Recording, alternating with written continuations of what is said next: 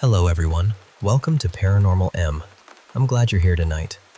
Before we get into the stories, if you enjoy the video, please give it a like. And if you have any unexplained experience of your own, you can send it to me. The first story tonight is about a couple who were just heading home after work, but something felt off from the moment they got into their car. It started with a strange smell, and then things became harder to explain. So settle in, take it easy, and I hope you all sleep well after listening tonight.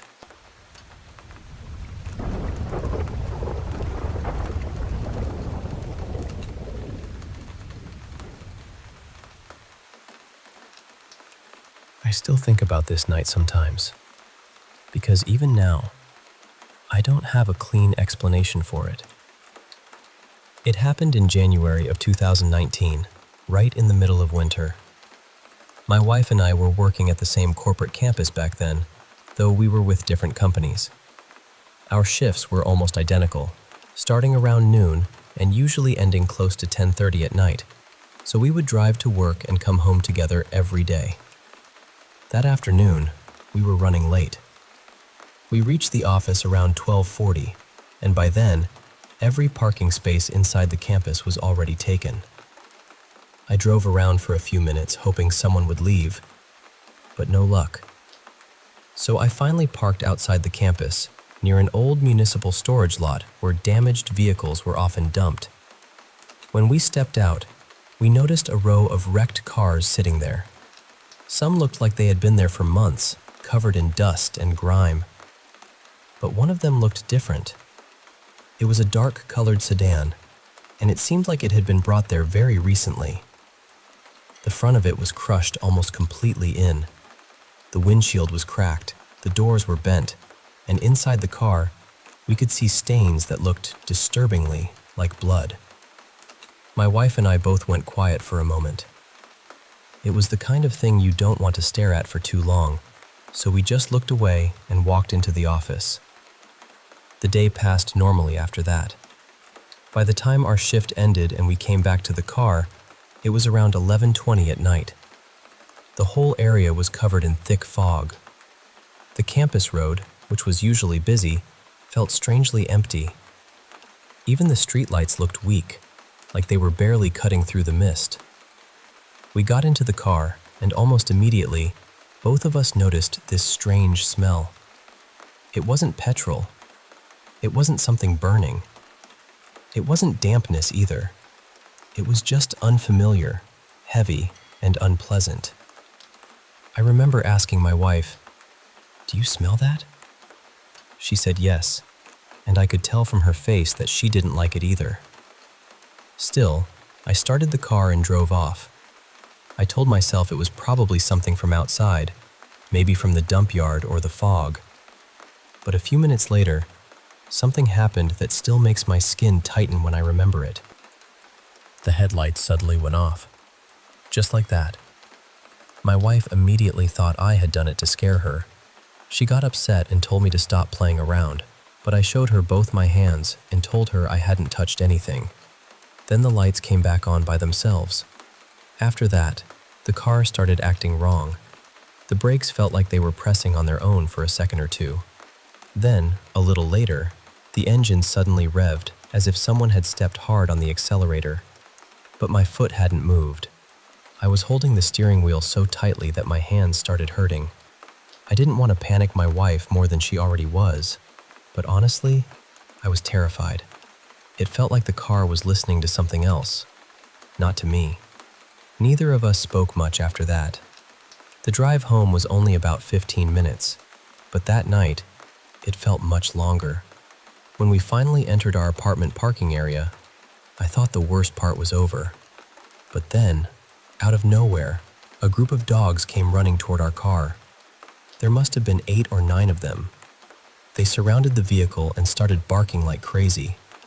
Not at us exactly, but at the car. They kept circling it, growling, barking, staring at the windows, as if something inside had caught their attention. That had never happened before. Even after we got out, the dogs didn't calm down. They stayed near the car, barking and moving around it, like they could see or sense something we couldn't. The next morning, I took the car to a mechanic. I told him everything. The headlights, the brakes, the sudden acceleration, the smell, all of it. He checked the car properly and later told me there was nothing wrong with it. No electrical issue, no brake problem, no fault with the accelerator.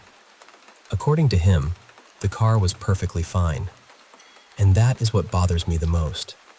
Because if nothing was wrong with the car, then what exactly happened that night?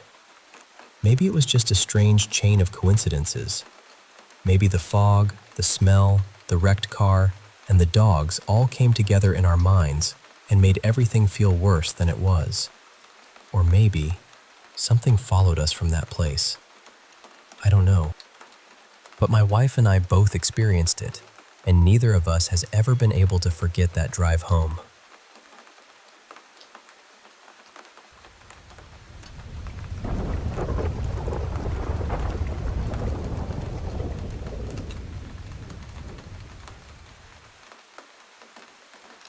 So, let's start at the beginning, because the house matters here. This happened at my childhood friend's house. I'll call her Briella.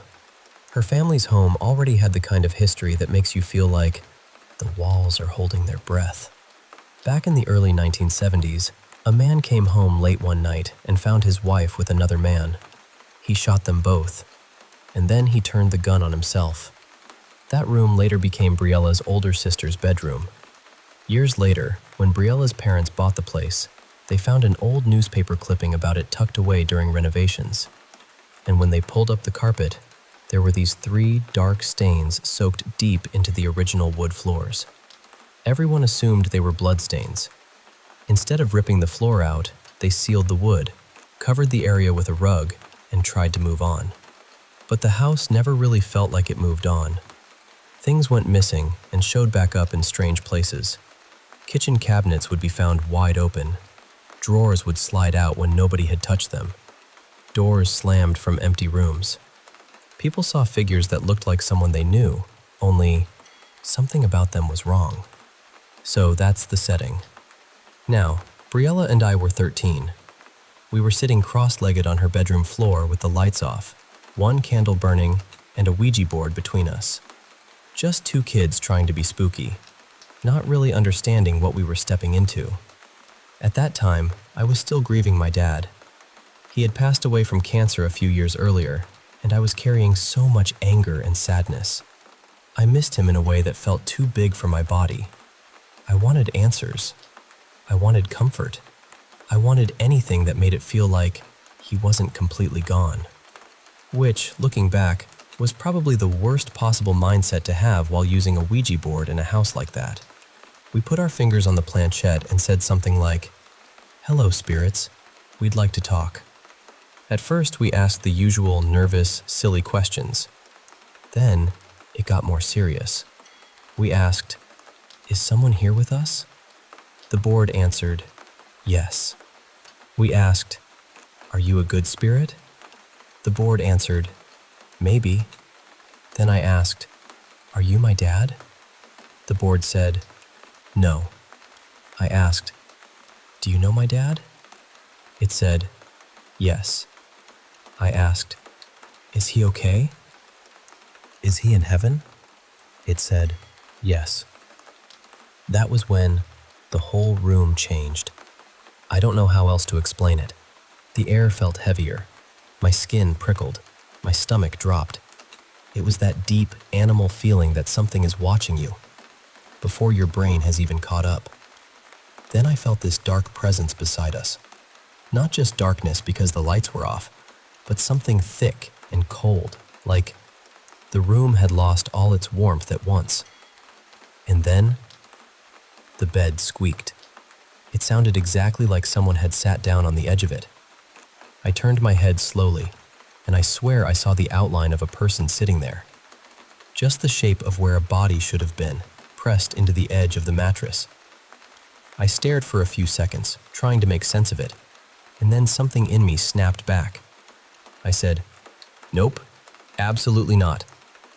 I practically climbed over Briella, ran across the room, and slapped the lights on.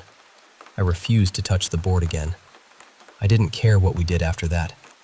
We could watch TV, eat snacks, stare at the wall.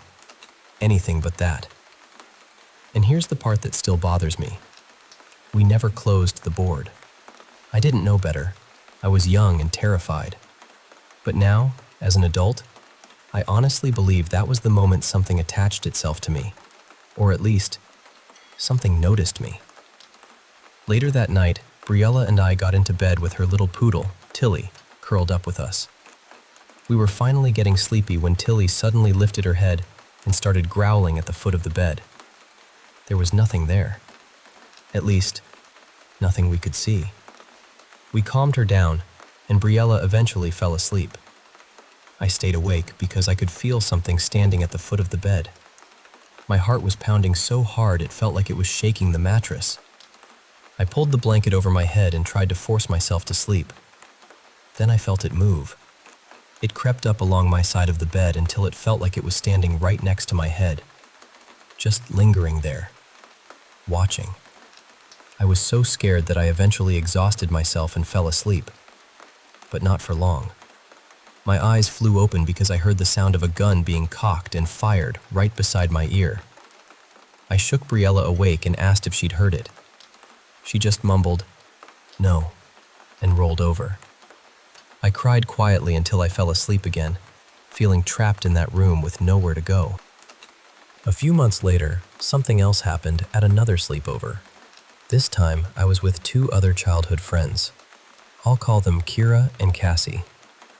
Kira was always sensitive to spirits. She saw things constantly, and she talked about it so casually that it almost made it worse.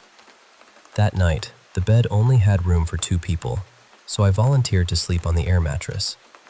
The lights went out, and almost immediately, I heard this low, guttural cackling right next to my ear. It sounded like someone was lying beside me with their face inches from mine. I tried to ignore it. I told myself I was imagining things, but the dread kept building, and the cackling didn't stop. Finally, I begged them to let me squeeze onto the bed. I told them I heard something near me on the floor, and they made room. I ended up wedged between them, trying to calm down. I was lying on my side, facing the wall. Behind me, there was a digital alarm clock giving off this soft blue glow. And then, I saw it. A large shadow hand appeared on the wall and started waving. All 5 fingers were clear. It moved slowly, back and forth, like someone was standing behind us and waving through the blue light. I froze. For a second, I thought, maybe I'm losing my mind. Then I checked to make sure neither Kira nor Cassie was doing it. They weren't. I nudged them both and pointed. They saw it too. That was when Kira admitted she had seen someone sitting in the corner of the room but hadn't wanted to scare us. Which, honestly, was not a successful plan because we were all terrified by then. Part of me was praying for whatever it was to leave us alone. But another part of me, the grieving part, still wondered if it could somehow be my dad.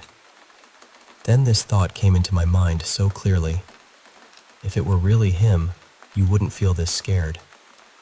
Kira started whispering things she said she could hear. Then she whispered a nickname my dad used to call me. Nobody there knew that nickname. She reached for my hand and laced her fingers through mine. Kira had tiny, delicate hands, but suddenly, her grip felt different. Heavy, strong, rough. Her hand felt like my dad's hand. I started crying hard. Not just because I missed him, but because something about it felt wrong. It felt like my grief was being used against me. The room felt too heavy, so we turned on the lights and stayed up talking about everything that had happened. Eventually, Kira went to the bathroom, leaving Cassie and me alone. A few minutes later, a strand of beads hanging by the window suddenly dropped to the floor. We screamed. At almost the same time, Kira came rushing back in, pale and shaken. She said she had looked in the bathroom mirror, and her face didn't look like her own. Her features looked sunken, sick, almost hollow. She said it looked like she had cancer. Then she saw a bright orange orb come out from near her head, and her face slowly changed back.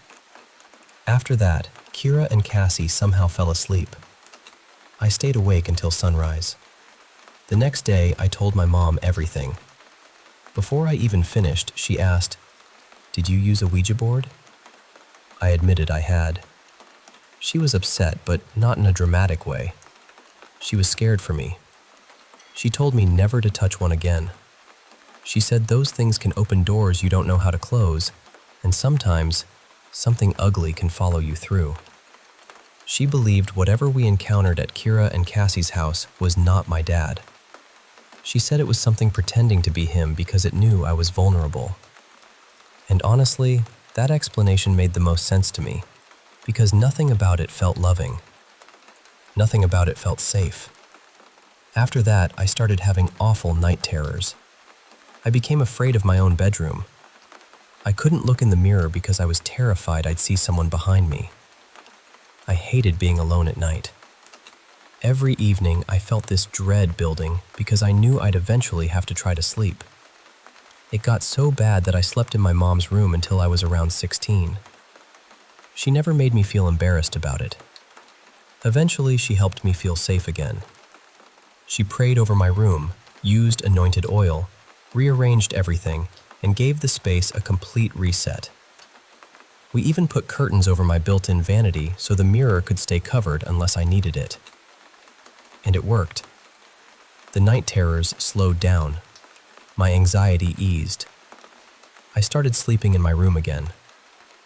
Years have passed now, and I'm 30. I've had plenty of strange experiences since then, but those were the ones that made me believe something followed me from that night at Briella's house. So, from the deepest, most sincere part of me, don't mess with Ouija boards.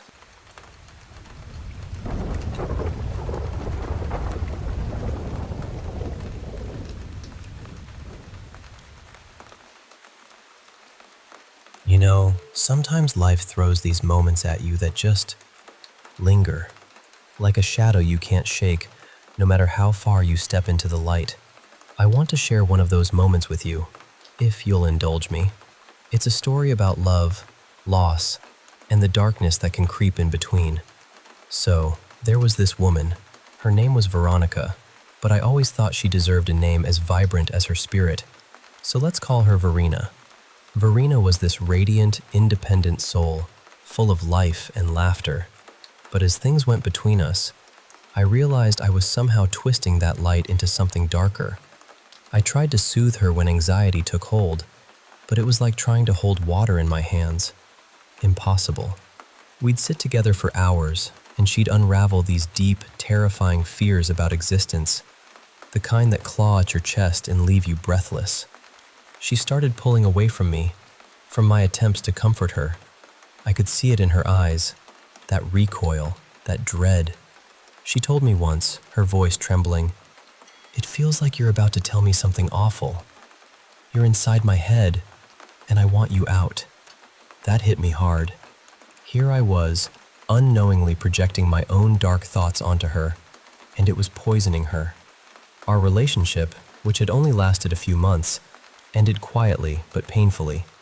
I was left feeling like I'd been the villain in her story, though I could barely understand what was wrong with me. I heard through the grapevine that Verena had started therapy and was taking medication. Xanax, I think. There was a Dr. Bogan involved, a woman whose presence always gave me chills. Something about her seemed off, but who am I to judge? Around that time, I found a bit of solace in a colleague named Jacob. He was a few years older, freshly minted with his own veterinary medical degree, and had a knack for seeing through the weirdness I brought to work without batting an eye. Jacob had this laugh, deep, hearty, the kind that shatters tension like glass. One night, about a week after Verena and I had parted ways, we found ourselves at a bar. I was drunk, really drunk, for the first time in a long while. A bottle of blueberry wine felt like a grenade in my chest, and my carefully built walls crumbled. I poured my heart out to Jacob, raving about how amazing Verena was, how she made me feel whole. I quoted Burns and Keats, laughed until tears blurred my vision, then cried outright. I finished most of that bottle alone. Jacob just sitting there, steady and supportive. He was kind, making sure I drank water, asking questions, letting me spill it all. He said it was nice to see me act human for once. When the night ended, he helped me get home. I remember hugging him tightly, and in that instant, he froze, like I'd startled him. I didn't think much of it then, but 2 weeks later, I found out Jacob and Verena had started dating. Just like that, he swept in. She appreciated the attention, and they fit together like they were always meant to be. Jacob adored her, and she found someone who accepted her frailty. They became this perfect couple, like I'd been an awkward footnote in their story. Honestly, it stung. I quit my job, moved to a neighboring town, trying to erase the memories. They married, and I wasn't invited. Years passed. I kept mostly to myself, spending time with the local wildlife, traveling a bit. Europe was a favorite escape. I had a few short-lived relationships, but whenever I sensed a flicker of what happened with Verena in them, the nervousness, the dread, I'd walk away. I left behind a trail of broken hearts, and eventually, I stopped making excuses. I was selfish, hurting others to patch up my own wounds. Then, last autumn, at a Thanksgiving parade, fate, if you can call it that, brought me face to face with Jacob and Verena again. They had kids now, and at first, I barely recognized them. So suburban, so settled. Jacob's oldest son waved a balloon, and I caught Jacob's glance from across the street. Maybe enough time had passed for us to be adults about it. So, after the parade, we met. Seeing Verena doing well warmed something in me. Memories of her hair on the pillow flickered, and a quiet warmth spread through my chest. When she stepped away to help their kids, Jacob approached me. But something was off. His smile was uneasy, a flicker of something I hadn't seen before. We shook hands and the smile vanished. He asked, "You want to talk to her?" I stammered, "No, I just wanted to see how you were doing. It's been a long time." He chuckled, tension still thick in the air. "Sure about that?" I apologized, but he waved it off, saying it was all history. Then he looked down at his hands and said quietly, "But if it's okay with you, I'd like for you to piss off and leave my wife alone." I wanted to say that was the last time I saw him, but it wasn't. He added me on Facebook, not to reconnect, but to stalk. He sent long, rambling emails, full of wild accusations and paranoid rants about how he knew my real feelings for Verena. He asked about my dreams, my intentions, even creepy things like how I might touch myself thinking about her. "That's my wife," he'd write. "I know how you feel about her, and I'll wring your neck if I see you looking at her like that again." At first, I tried to calm him, but it only made things worse. Eventually, I blocked him. He kept finding ways around it, new emails, calls, letters. I even told him I was considering the police. Big mistake. A few months ago, I was out jogging along a quiet trail, headphones on, listening to a lecture about 1940s filmmakers. It helps me keep my mind busy, compartmentalizing the anxiety that always seems to lurk. As I passed a broken streetlight, I suddenly felt a shove. I stumbled forward, scraping my hands and knees on the rough pavement. I thought I'd just tripped, but when I turned around, there he was, Jacob. No glasses, eyes cold and unblinking, like Verena's used to be. In his right hand, a pistol aimed right at me. "Get up," he spat. My mind raced, thousands of possibilities crashing all at once. I had to comply. I was frozen, mouth opening and closing like a fish out of water. My brain drowned in fear. "Step off the path," he ordered. "Walk." "You don't get to talk," he screamed. "You don't get that privilege. Step off the path and do what I say." I nodded, my legs trembling as I started walking. His hand shook, the click of a fully loaded magazine rattling. We moved off the trail and into the dense woods. Branches scraped my arms, leaves crunching beneath our feet.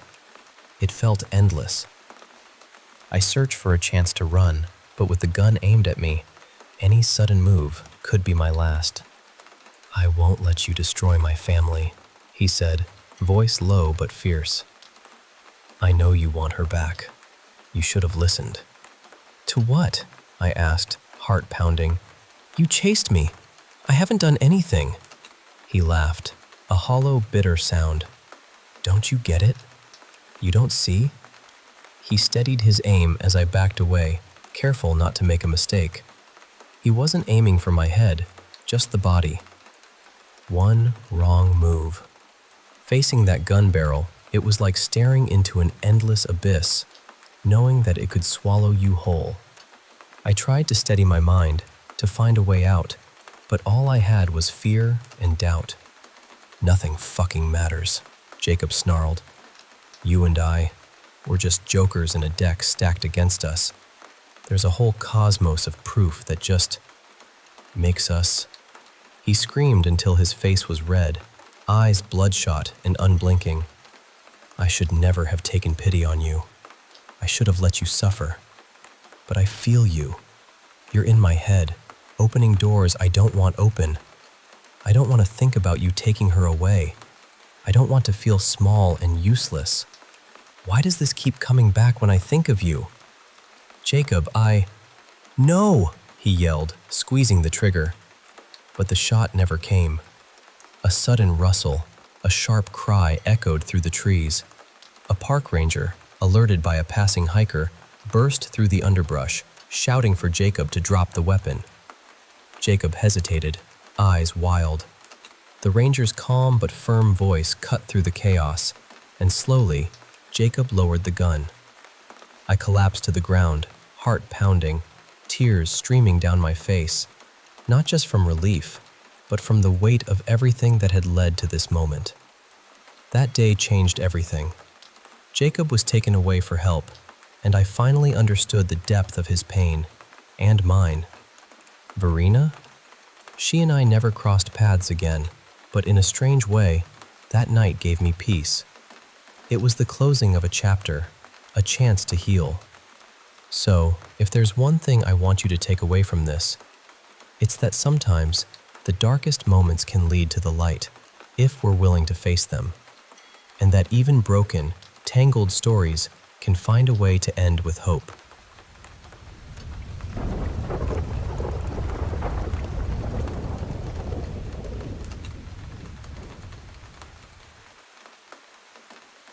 Hey there. I want to share something deeply personal with you. Something that changed my life in ways I never imagined. It's a story about survival, transformation, and the thin line between reality and the unknown. About a year ago, I was in a terrible accident. Picture this, a traffic jam, me stuck, restless. I thought, why not use this time to get my tablet out of the back seat? So I unbuckled my seatbelt and reached behind me. But then, out of nowhere, a car slammed into me at what I later found out was 65 miles per hour. The impact was brutal. I hit my head on the dashboard, and it felt like the world just switched off. What followed was a whirlwind. 13 hours of surgery, 5 weeks in a coma, and months of grueling physical therapy. But the story doesn't end there. You see, the coma didn't just pause my life, it changed me. When you're in that space, time loses all meaning. A thought can stretch endlessly or vanish in a blink. You're aware of everything around you, yet words spoken to you dissolve like mist. Sensations become strange. Sometimes you fixate on a faint scent in the room, while a painful injection feels like nothing at all. It's like floating alone in a vast black room, dotted with distant stars of fleeting thoughts just out of reach. I can't tell how long I was there, trapped in that void. But I wasn't entirely alone. At first, I heard a voice, distant, calling to me. Something inside warned me to stay silent, but fear and loneliness pushed me to respond. In my mind's eye, I first saw him, tall, thin, hairless, and naked, standing just a bit taller than me. He looked weary, almost tired. At first, we struggled to communicate, like two beings speaking different languages. But slowly, our voices started to sync. We shared stories, jokes, and companionship in that empty space.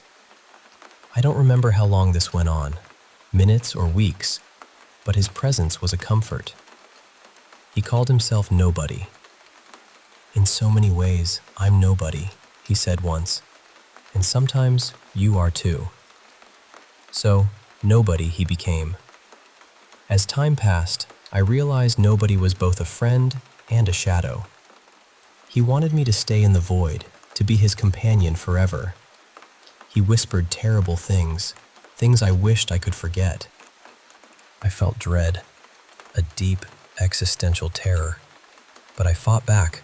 I wanted to wake up, to reclaim my life. Nobody grew frustrated.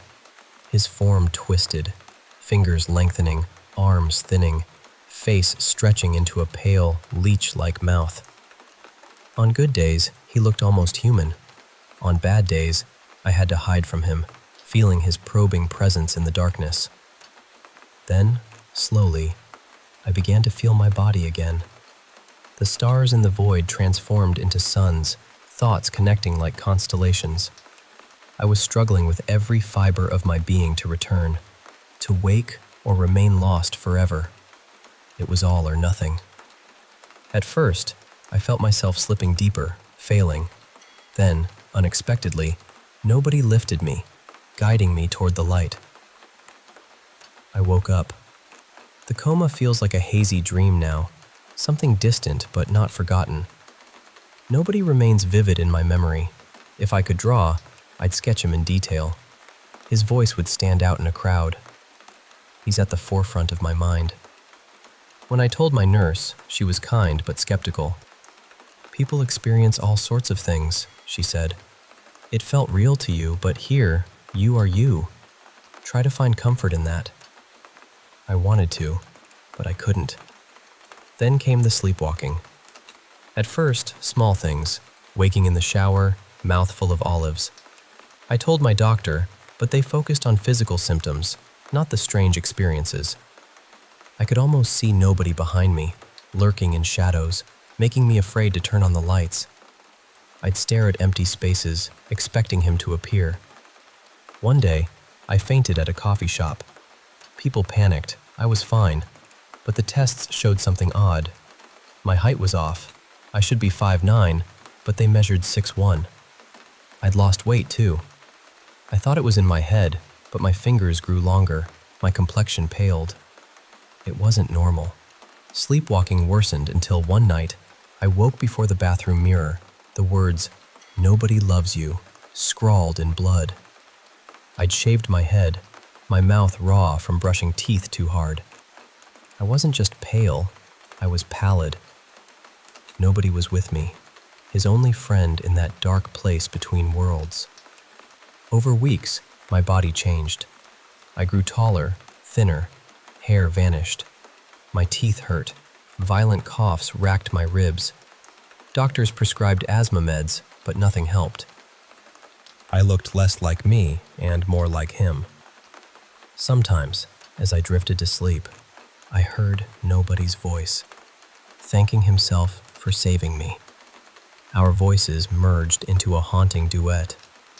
A membrane grew in my throat, splitting my voice into two pipes, light and dark, speaking together. Surgery was impossible. Insurance refused coverage, claiming the condition was pre-existing. My canines lengthened, piercing my lip. Fatigue consumed me. Sleep was torture, either brief and dreamless, or endless and drenched in cold sweat. Night and day blurred. One evening, brushing my teeth, I saw him in the mirror, his twisted smile on my face. We spoke through my body, two voices overlapping, "I'll stop," I said, forced. "I want you to be comfortable." "Leave me alone," I replied in a different tone. "No," he laughed. "We're free. Just listen, and it will be fine." I was tired. I listened. At first, his demands were small. Change my diet, sleep at strange hours. I complied, and for a while the changes paused. But soon, he wanted more. Midnight walks, darkness, raw chicken, even insects. I obeyed, isolated from friends and family. I grew a third windpipe. Bones jutted from my ribs. My yawns revealed a mouth twice the size it used to be. Doctors couldn't help. Nobody threatened me if I sought help. I'm writing now because I don't know how this ends. Physical therapy ended abruptly. I can't return to work or family. Nobody controls me, sending me to unknown places, asking me to read about distant tragedies and people I've never met. Strange, but I care. I'm adapting, stronger in some twisted way. But this isn't me. These words, might be the last traces of who I once was. Nobody whispered truths about existence, about what it means to be human. And honestly, I'm not a fan anymore.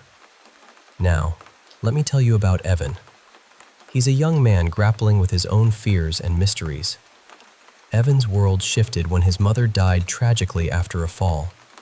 She lived with a disabling condition, and Evan had been homeschooled, sheltered, protected.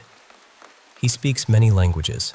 English is his sixth, and he learned to read and write early, often typing before speaking. His mother kept the internet filtered, shielding him from harsh realities. After her death, Evan faced a daunting new world. He struggled with chores and independence, but started exploring his surroundings. He noticed many around him shared his mother's frailty. People with strange, delicate bodies, missing limbs, or covered in cloth to hide imperfections. Evan tried to reach out but was wary. His mother warned him about neighbors, calling them religious nuts. Watching them, he saw their fragile, almost pitiful existence. Yet, a deep fear gripped him. They could overwhelm him, harm his home.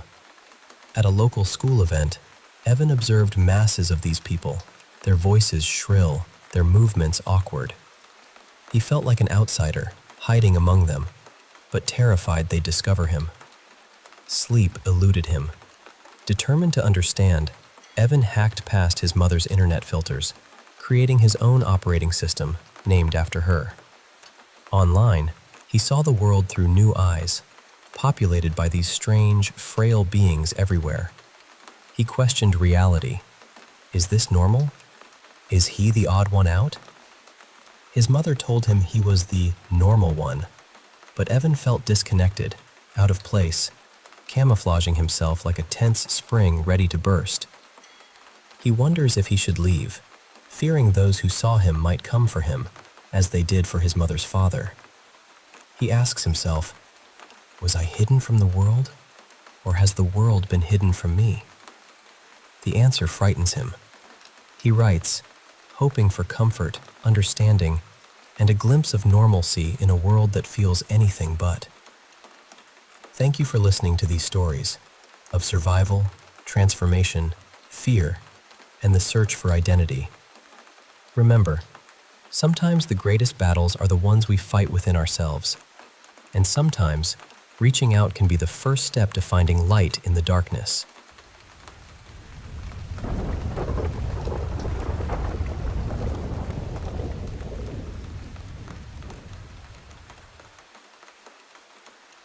Hey, I want to share something pretty intense that happened to me a few months back. It's been weighing on me, and I think talking about it might help. So here goes. It started at a bachelor party. All my close friends had gathered, laughter, music, the usual kind of wild night out. I'm the kind of guy who likes to let loose, and, well, I definitely had more than a few shots that evening. But here's the thing, I'm responsible. I wasn't going to risk driving, especially after drinking. Luckily, my place wasn't far from the party, so I decided to walk home, sober up on the way. I took a shortcut along the lake path. Now, if you've ever been near a lake at night, you know it's like a frog convention out there. These little amphibians are everywhere, their croaks echoing softly in the dark. I was trying my best to avoid stepping on the little guys, hopping around in the dim light. It was peaceful, almost serene, the water lapping gently at the shore. I was about halfway home, minding my own business, when I noticed someone ahead on the path. This person was dragging a large garbage bag behind them, the sort of dragging sound that makes your skin crawl. We stopped about 20 feet apart, and I got a clear look. He wasn't wearing a shirt, just a pair of old jeans, and his eyes. Oh man, his eyes were something else. They were huge, unnaturally round, almost animalistic. His gaze was wild and unblinking, like he was hunting or waiting. His skin was scarred in several places, deep cuts that looked fresh, but strangely, there was no blood. His entire presence was terrifying, like something out of a nightmare. He just stood there, staring at me without blinking. Then he spoke, his voice low and raspy. "Look the other way. Just look away." I don't know why, but I obeyed. Maybe it was the alcohol, maybe it was fear, but it felt like something deeper was at play, some kind of instinct telling me not to face what was coming. So, I turned my head, and I heard the shuffling of his feet as he passed by, the garbage bag scraping against the gravel. "Good," he coughed. "You did good." I got home that night feeling uneasy, but too foggy-headed to think much of it. Maybe it was just a dream. I didn't report what I'd seen, didn't even tell my girlfriend. A few days later, I started seeing missing person posters around town. Councilwoman Leslie Bolin had disappeared. The coincidence shook me, but I stayed silent. About a week later, news broke that Leslie Bolin had been found. No details were released except a suspicion of foul play. I couldn't shake the feeling that I'd stumbled onto something dark that night by the lake. But still, I kept it to myself. Then, one morning, I noticed a large charcoal X marked on my front door. At first, I thought it was graffiti, but no, this was deliberate. I wiped it off immediately, but it shook me to the core. I'm a private guy. This felt like a threat, like somebody watching me. Instead of keeping it to myself, I told my girlfriend everything. The man, the garbage bag, the wild eyes, and the mark. She didn't seem too worried, maybe thought I was overreacting or imagining things. She had been preoccupied with her garden lately. I guess I didn't seem believable. So, I went to the police. I gave them all the details I could remember. But you know how it goes. They didn't seem interested. I'd been drunk, my memory was hazy, and it was already a week old. They'd searched the area before, found nothing. It was like my words were just noise. I tried to brush it off, told myself I was being paranoid. Then, the dry eyes started.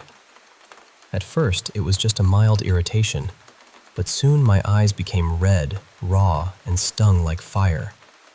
I could barely keep them open. I tried all sorts of creams and salves, but nothing gave lasting relief. Driving became impossible, and even looking at myself in the mirror was unsettling. I didn't recognize the person staring back. And then I noticed those X marks everywhere, on the water tower, in alleyways, on a sign near the quarry, even by the church mailbox. They were small charcoal marks, but all over town. How had I missed them before? Now I was sure they were there, marking places. I began patrolling around my house, searching for them.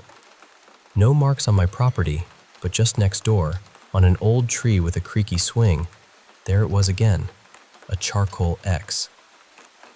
Life became a blur of discomfort and unease. I saw doctors, got prescribed migraine meds, but nothing changed. Then, at the supermarket, I had a seizure. It was terrifying, an explosion of orange and red light behind my eyelids. jagged white flashes stabbing through the colors. My eyes squeezed shut, swollen and aching. A kind cashier rushed over to help me, and after washing my face, the light show faded. But it never fully left me. Every time I closed my eyes, those swirling colors returned, like a storm inside my head, constantly shifting and changing, never giving me rest. I barely slept. One day on the bus, I closed my eyes to escape the world, and amidst the swirling reds and oranges, I saw something new. A large, dark X-shaped void. It stood out like a shadow in the chaos. When I opened my eyes and looked in the right direction, there he was, the man from the lake, crossing the street by the red light. Our eyes met. I swear he smiled. Later, waiting for the bus, he sat next to me. Even with my eyes closed, I knew it was him. Tall, lean, with short black hair and a goatee, holding sunglasses even though the sun had set. It was bizarre. Who wears sunglasses at night? Rough day? He asked. Yeah, I nodded. It'll get better, he said softly. It always does. His voice was strange, like he was talking to someone familiar, not a stranger. Just look ahead, he said. Look closely. He rose and started walking down the street. I waved. Aren't you taking the bus? I prefer a long walk, he replied with a small smirk before disappearing into the night. That night in my bedroom, I closed my eyes tightly, desperate to escape the colors. I caught a glimpse of a tiny black spot in front of me. It was like the X on the bus, a dark void. Then I realized I was staring at my reflection in the mirror. The spot grew, forming into a black X right where my forehead reflected. I was marked. Nightmares followed, visions of blood, torn flesh and bone in fiery red and orange hues. Closing my eyes was like being trapped under a pile of broken bodies. The migraine pills were useless. I started sleeping with my eyes open. Morning came with crusted, swollen eyes that hurt to open. Creams did nothing. My girlfriend grew worried, not just about my eyes, but about me. She said I was distant, distracted, not myself. I barely noticed, but she was right. Usually I'd fight for her attention, but now, I just didn't care. Maybe I'd changed more than I realized. Things got worse. Every time I closed my eyes, new horrors unfolded. Hellish landscapes, skulls laughing in the fire, skies filled with staring eyes. It was a nightmare that never ended. I tried not to blink, but the pain forced me. I was sent home from work on sick leave. I was a liability, a distraction. One night, I locked myself in the dark bathroom. It was easier to keep my eyes open there. As I blinked, the X in the mirror grew larger, filling my entire view. Closing my eyes now gave only darkness, no swirling colors, just black. The relief was overwhelming, and I cried. Then, a hand reached out from the mirror. It gently stroked my hair. A voice, like a whisper underwater, rumbled, "Hello." I started closing my eyes more, trying to make sense of the visions. The hellish images corresponded to my surroundings. A skull shaped like my bed, a dismembered tongue matching the hallway carpet. It was like seeing the world through a twisted, ever-changing painting. I found I could navigate my home with eyes closed, cook, type, even take walks. The horrors became normal. I adapted. My girlfriend wasn't happy. We fought. She wanted me to break away, but I didn't care. How could she ask, "What about me?" when I was losing my sight? It felt so shallow. I kept my eyes closed much of the time. The world through open eyes was too dry, too bland. I missed the colors, strange as they were. Recently, I noticed a dozen dark spots outside my house. Tall X's, some towering over me, others circling silently overhead. They just hung in the air like ominous symbols. "You're looking closer," A familiar voice coughed nearby. "You did good."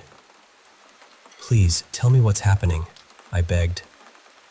"I told everyone about you," the voice said. "They're eager to reward you." "This is a reward?" "You can't grow new muscles without tension and pain," he chuckled. "All this discomfort will pass." "Then what?" "Then we move forward, see things, together." "Enough of this," I snapped, frustrated. I forced my eyes open, pressing my fingers against my lids. But they were already open.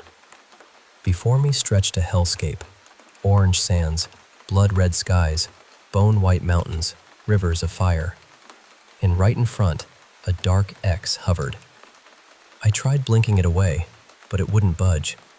This was real. My mind shattered as I collapsed to the ground. "You won't regret it," the voice promised.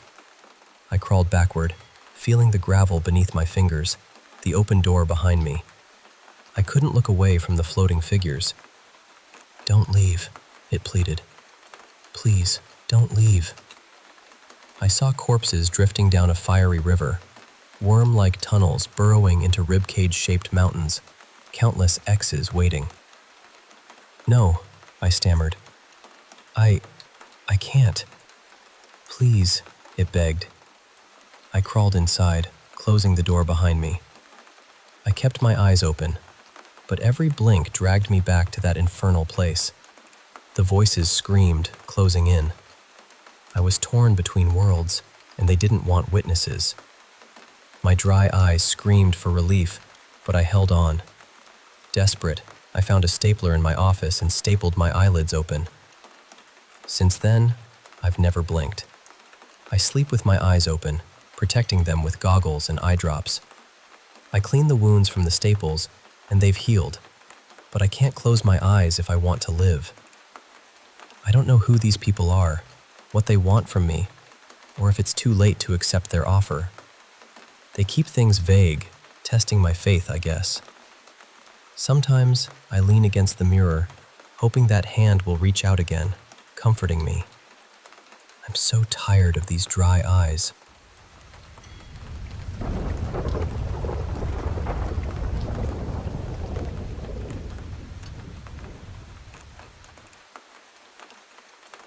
You know, this story happened quite a few years back, but I recently came across a post that reminded me so much of what I went through, and I felt compelled to share it with you, like I'm sitting right here beside you, just talking. It's about a journey through heartbreak, hope, and something that felt almost supernatural. So, several years ago, I lost my dad. We were incredibly close, really close, and so were my kids with him. You see, my family had mostly moved away from El Paso, Texas, but my kids and I stayed. We were the ones there with my dad and mom almost every single day. It became our little world, this rhythm of life and love in El Paso. Then, after my dad passed, something else happened that shook me to my core. My second oldest, my son, was in a serious car accident. It was devastating. The accident left him with a traumatic brain injury. He was in a coma for a whole month. When he came out of that coma, he wasn't really there. He was in what they call a minimally conscious state for about a year and a half. It was this long, agonizing limbo. I remember being at the Tier Memorial Hermann Hospital in Houston, where he was doing therapy. The doctors had started him on Ritalin, and about a week after that, we were riding up in the elevator after a tough day of therapy. And then, out of nowhere, my son looked at me and asked, "What happened to me?" You can probably imagine the flood of emotions that hit me. Shock, disbelief, and then this overwhelming joy. Tears streamed down my face. I pulled him off the elevator gently, trying to keep it together, and told him everything. How he had fallen asleep at the wheel, veered off the road, and crashed into 2 parked U-Haul trailers at full speed. It was a miracle he was alive at all. I told him, almost jokingly but with all my heart, that maybe my dad had called in every favor in heaven to keep him safe. And you know what? When I said that, his eyes got so big, and he asked, "What happened to Grandpa?" That moment broke me. You see, because of his brain injury, he'd forgotten that my dad had passed away. That memory was just gone for him. I had to tell him the truth, and watching him break down, reliving that loss all over again, it was heartbreaking. I could feel his pain as if it were my own. But over time, he improved. The therapies helped, and he got stronger each day. One night, while I was still at tier with him, I had this vivid dream. My dad came to me, clear as day. He sat beside me, and his presence felt so warm and real.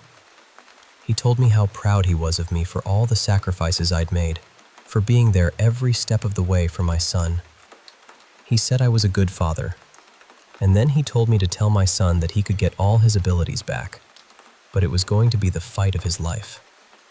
The last thing he said was, "Stay strong." That dream stayed with me. It felt more like a visit than a dream. The next morning, I shared it with my son. Not long after, my dad came back in another dream. This time, he was sitting right next to me, his hand resting gently on my shoulder. But something was different. His voice was weak, almost like he was struggling to speak. I asked him, "Dad, why do you sound like that? Is something wrong?" He looked at me with such tenderness, mouthing the word, "Sorry."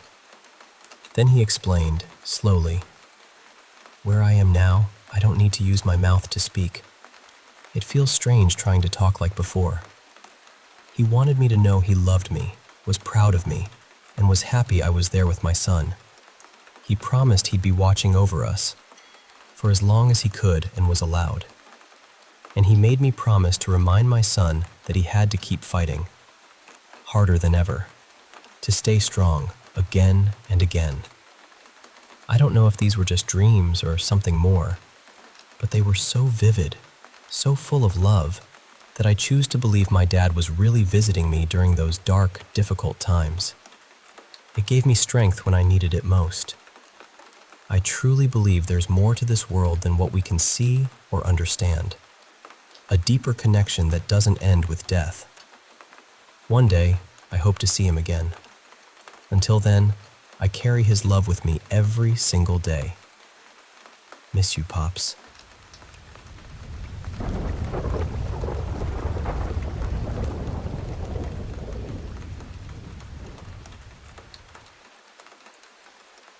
Hey, I want to share with you two stories that have stuck with me over the years. Both a little eerie, a little mysterious, but deeply human in their own ways. Grab a cup of tea and let's take a walk through these moments together. First, I want to take you back to when I was a kid, around 7 years old. My family had just moved into this old house, one of those places with creaky wooden floors and a backyard that stretched out behind a tall, weathered fence. Now, this backyard wasn't just any yard. It bordered some train tracks. But more on that in a bit. On moving day, I was clutching a snow globe. It was fragile and precious, a little keepsake I'd had for a while, and I was determined to keep it safe amid the chaos of boxes and suitcases. As we walked up to the house, I remember my mind drifting.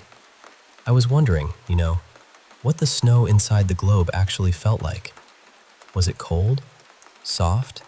Like real snow? Before I could finish that thought, the globe shattered in my hands, glass shards sparkling like tiny stars as they fell. I was stunned, heart pounding.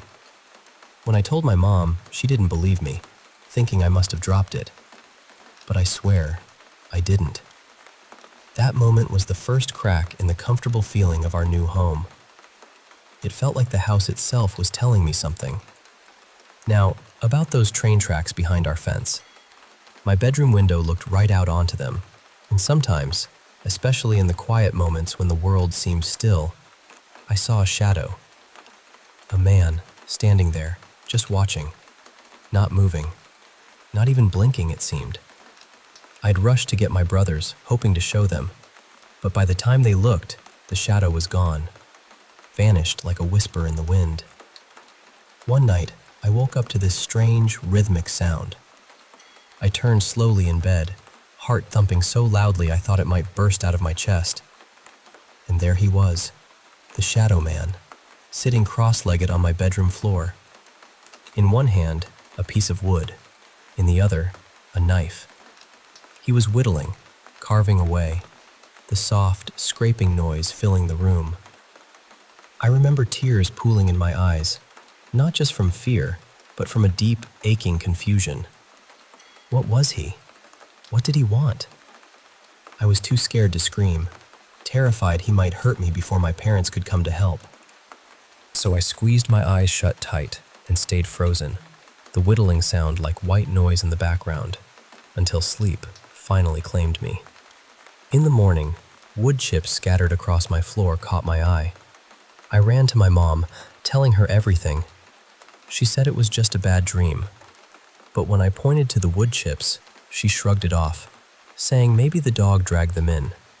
She didn't believe me, and for a long time, I wondered if maybe I was just imagining it all, if I was crazy. Months passed and we moved away from that house. Years later, as an adult, my mom brought up that old place. I told her how much I had hated it, how scared I'd been. She nodded, saying she knew. That's why we only stayed under a year. Then she shared something that surprised me. She'd had her own encounters there. When I had my experience, she knew it was time to leave. She hadn't wanted me to be scared and thought it was better if I didn't know. I have this ability, like her, to connect with spirits. I don't know what that shadow man's intentions were, good or bad, but for years, I felt isolated, like I was the only one. Now, I can talk to my mom openly about it, and that makes all the difference. All right, shifting gears, let me tell you about a neighbor situation that unfolded a couple of years ago. I'm not one for wild conspiracy theories, moon landings, secret governments, none of that. But something really strange happened right above my apartment. After a tough divorce, I moved into this modest two-room place on the third floor of an old building from the 50s. It was affordable and clean, and I was just trying to pick up the pieces of my life. Across the hall on my floor lived a retired woman with 2 cats, and above me was Hugo. Hugo was the perfect neighbor, quiet, friendly, an accountant who worked at the sanitation department. He was a big guy with glasses and thinning hair, kept to himself, and never caused a fuss. I thought, hey, I lucked out. But then December rolled around, during the height of the pandemic, and everything started to shift. One day, while out getting a photo printed for my mom, I spotted Hugo browsing a small store. He wasn't alone. There was a woman with him, and she was stunning. Taller than him, graceful like a swan, with nutmeg hair and this bittersweet floral scent mixed with honey. She laughed, a sound that seemed to light up the room, and Hugo smiled like I'd never seen before. They bought plates, silverware, blankets, nothing unusual. She paid and carried everything out, and Hugo hung on her every word. Her name was Sandra. In the following weeks, I noticed laughter from the stairwell, the sound of furniture being moved during the day, and Hugo getting a new big car. They were busy, drilling and hammering every so often, and I saw them carrying carpets upstairs. Hugo seemed happier than I'd ever seen him. Then Sandra's family moved in. A couple of younger sisters and her dad, all beautiful and well-dressed. It was odd for so many to live in such a small space, but I thought maybe it was temporary. Yet, as months passed, Hugo disappeared. His car stayed parked, and I saw Sandra and her family around town, but Hugo was nowhere. That's when the strange stuff began.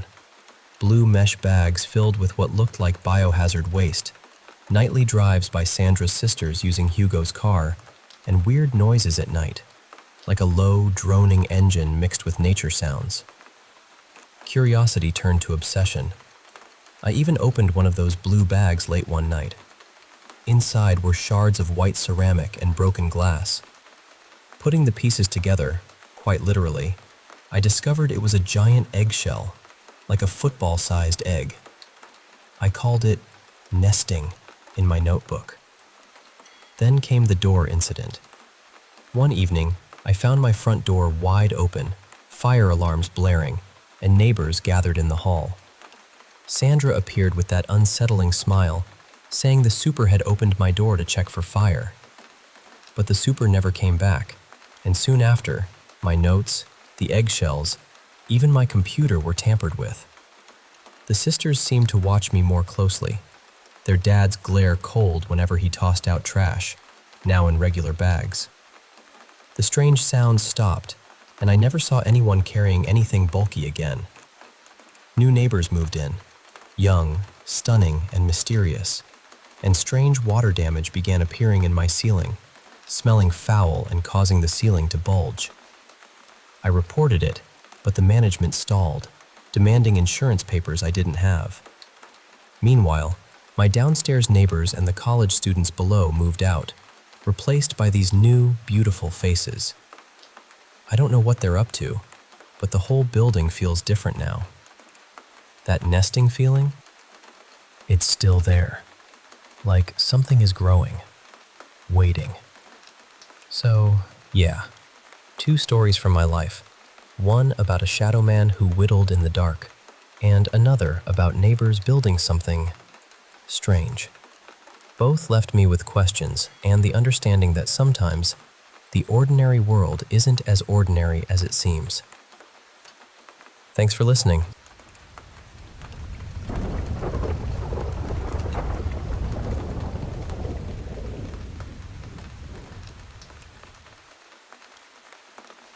You ever have one of those moments where you look in the mirror and something just feels off? Like, really off. I swear, sometimes when I catch my reflection, my pupils, they don't match. One's bigger than the other, like they're playing some silent game of tag.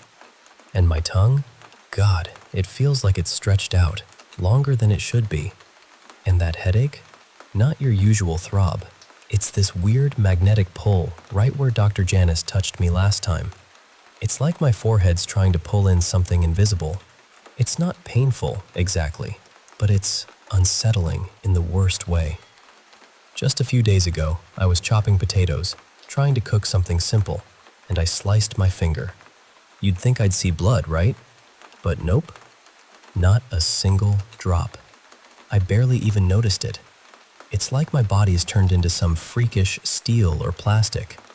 And that's when the dread really sank in.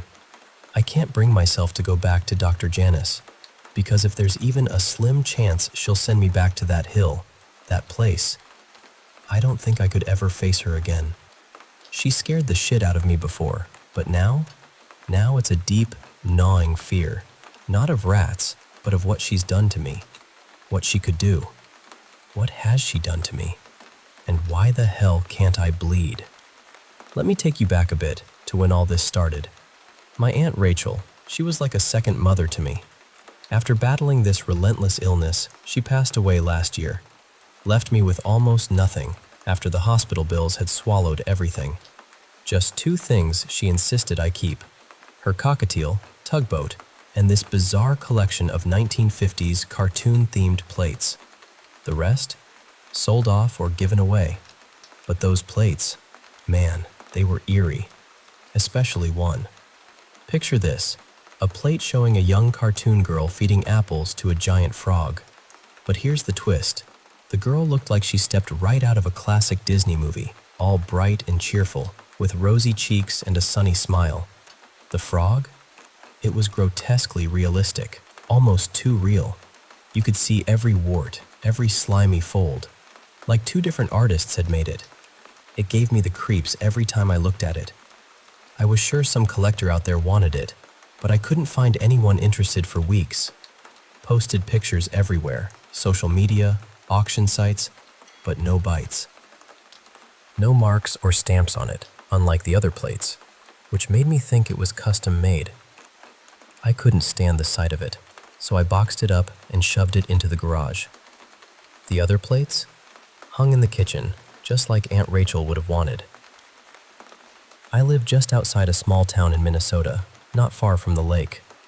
It's quiet, too quiet sometimes. A few houses scattered nearby, but close neighbors? Nope. You couldn't throw a rock and hit anyone's yard. There's a single, flickering streetlight that's seen better days, and it doesn't do much to keep the darkness at bay. Friends rarely visit. This place is just a little too out of the way for most.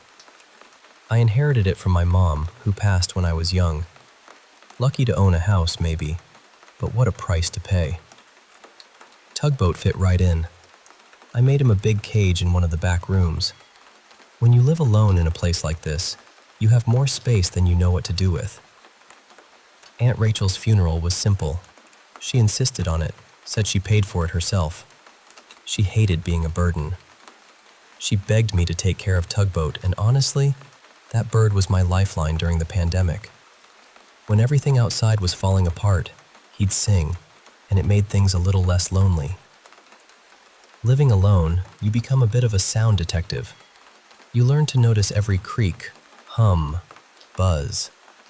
The fuse box's low rumble, the fridge humming quietly, the light buzzing in the kitchen, the TV flickering in the other room, even when no one's watching. So when one night I turned on my electric toothbrush and heard nothing, it threw me off. The motor was running. I could feel the vibration, see the brush spinning, but it was completely silent. No buzz, no hum, not a peep. The TV in the next room was fine though, just the toothbrush. Weird, right? And that was just the start. Over the next few days, things got stranger. The egg timer went off, but I didn't hear it, so my eggs boiled over. The cushion ventilation system sounded like it was broken, but it wasn't. It just stopped making noise. One night, I dropped one of Aunt Rachel's plates. It shattered on the tile floor, but there was no crash, no shatter, just silence. I started to wonder if I was going deaf, but 2 doctors said my hearing was perfectly fine. Still, the image of that plate falling in slow motion, expecting a loud crash, and instead nothing. Man, it sent chills down my spine. I have this friend Patrick who works at the sheriff's department. We used to grab lunch every week, but the pandemic messed with everything. One day, I bumped into him at the supermarket aisle. I was distracted, sleep-deprived, barely getting to work on time because my alarm clock sometimes stayed silent. My boss wasn't thrilled. Patrick noticed I was out of it. "Hey, you all right?" he said, tossing oranges into his cart. "Yeah, sorry, didn't see you there." "Crazy times," he nodded. "Hey, I heard about Rachel. Sorry I missed the funeral." "She wouldn't have liked it, with all the uniforms there," I said, half smiling. We parted ways but bumped into each other again in the parking lot. He leaned on his car, serious now. "Hey, have you seen any strangers around?" I laughed weakly. After this year, everyone's a stranger. "No, I mean strangers in the neighborhood."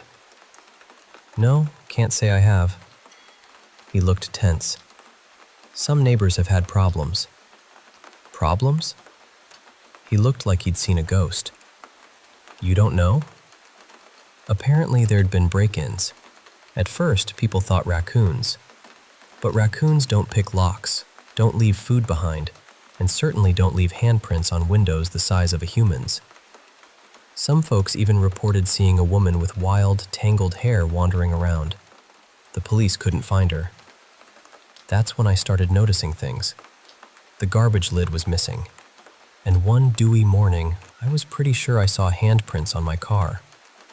I told myself it was paranoia, but after what Patrick said, I couldn't shake the feeling that someone, or something, was lurking nearby.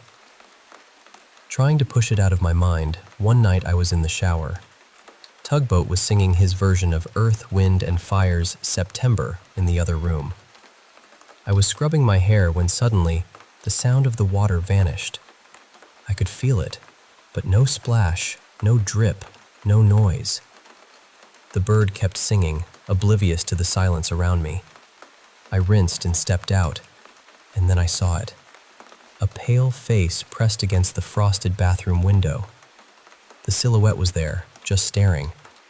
I screamed, but no sound came out. Tugboat sang on. Heart pounding, I grabbed my robe and ran to the kitchen to call Patrick. No answer.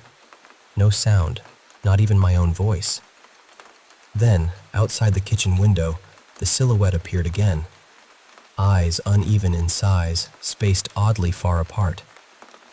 Our gazes locked, and she bolted, probably to the back door. Tugboat stopped singing, sensing the tension. My hearing flickered back, and I heard the sharp, metallic scrape as I pulled out a kitchen knife. My pulse was racing. This wasn't just fear anymore. It was survival. I ran to the sliding glass door leading to the backyard, Tugboat's usual perch nearby. She was there, pale, frail, wearing a hospital gown, her hair tangled and wild. Her eyes darted frantically, then locked onto me. She opened her mouth to scream. No sound came out, but her mouth stretched unnaturally wide, and I felt a strange vibration in the air, like standing next to a massive speaker blasting a silent noise right through me. The glass door exploded, shards flying toward me. I gripped the knife tighter, trying not to shake. She stepped inside, barefoot, leaving bloody streaks on the floor. Her scream was silent but felt like a physical force tearing at my insides. I fled to the kitchen, lights bursting above me, plunging the room into darkness. Outside light spilled through the window, casting long, eerie shadows. Aunt Rachel's plates rattled violently on the wall. Glasses cracked and shattered. Bottles toppled. Cabinet doors swung open and closed by themselves. An old recipe book fell, pages flapping like wings. I pressed myself against the window, fumbling to open it. She was there, mouth impossibly stretched, body vibrating with unnatural force. Her wild hair whipped around like caught in a storm. Her uneven eyes searched for me, twitching. No sound, no hum, just the soft rustle of wind outside. My heartbeat was silent. I managed to climb out, feet scraping against the gravel. I didn't look back. I ran, knife clutched like a lifeline, into the woods. My breath hitched, then faltered. I tried to scream, but the sound was swallowed. She was behind me. Long, clawed fingers brushed my robe's edge. I fell, legs skinned by underbrush. Slashing wildly, I caught her fingers. She stooped, plucked my keys from my robe pocket, and walked away without a backward glance. Her uneven eyes pierced me as she disappeared into the darkness. I found my neighbor's house, breathless, muddy, terrified. The police arrived hours later. I gave my statement, showered again, and spent the night at a motel. The house was searched. Nothing stolen. Not much broken. She wasn't after valuables, just something specific. And then I noticed the garage. The creepy plate. The one with the little girl and the giant frog. It was gone. I guess I found the collector who wanted it after all.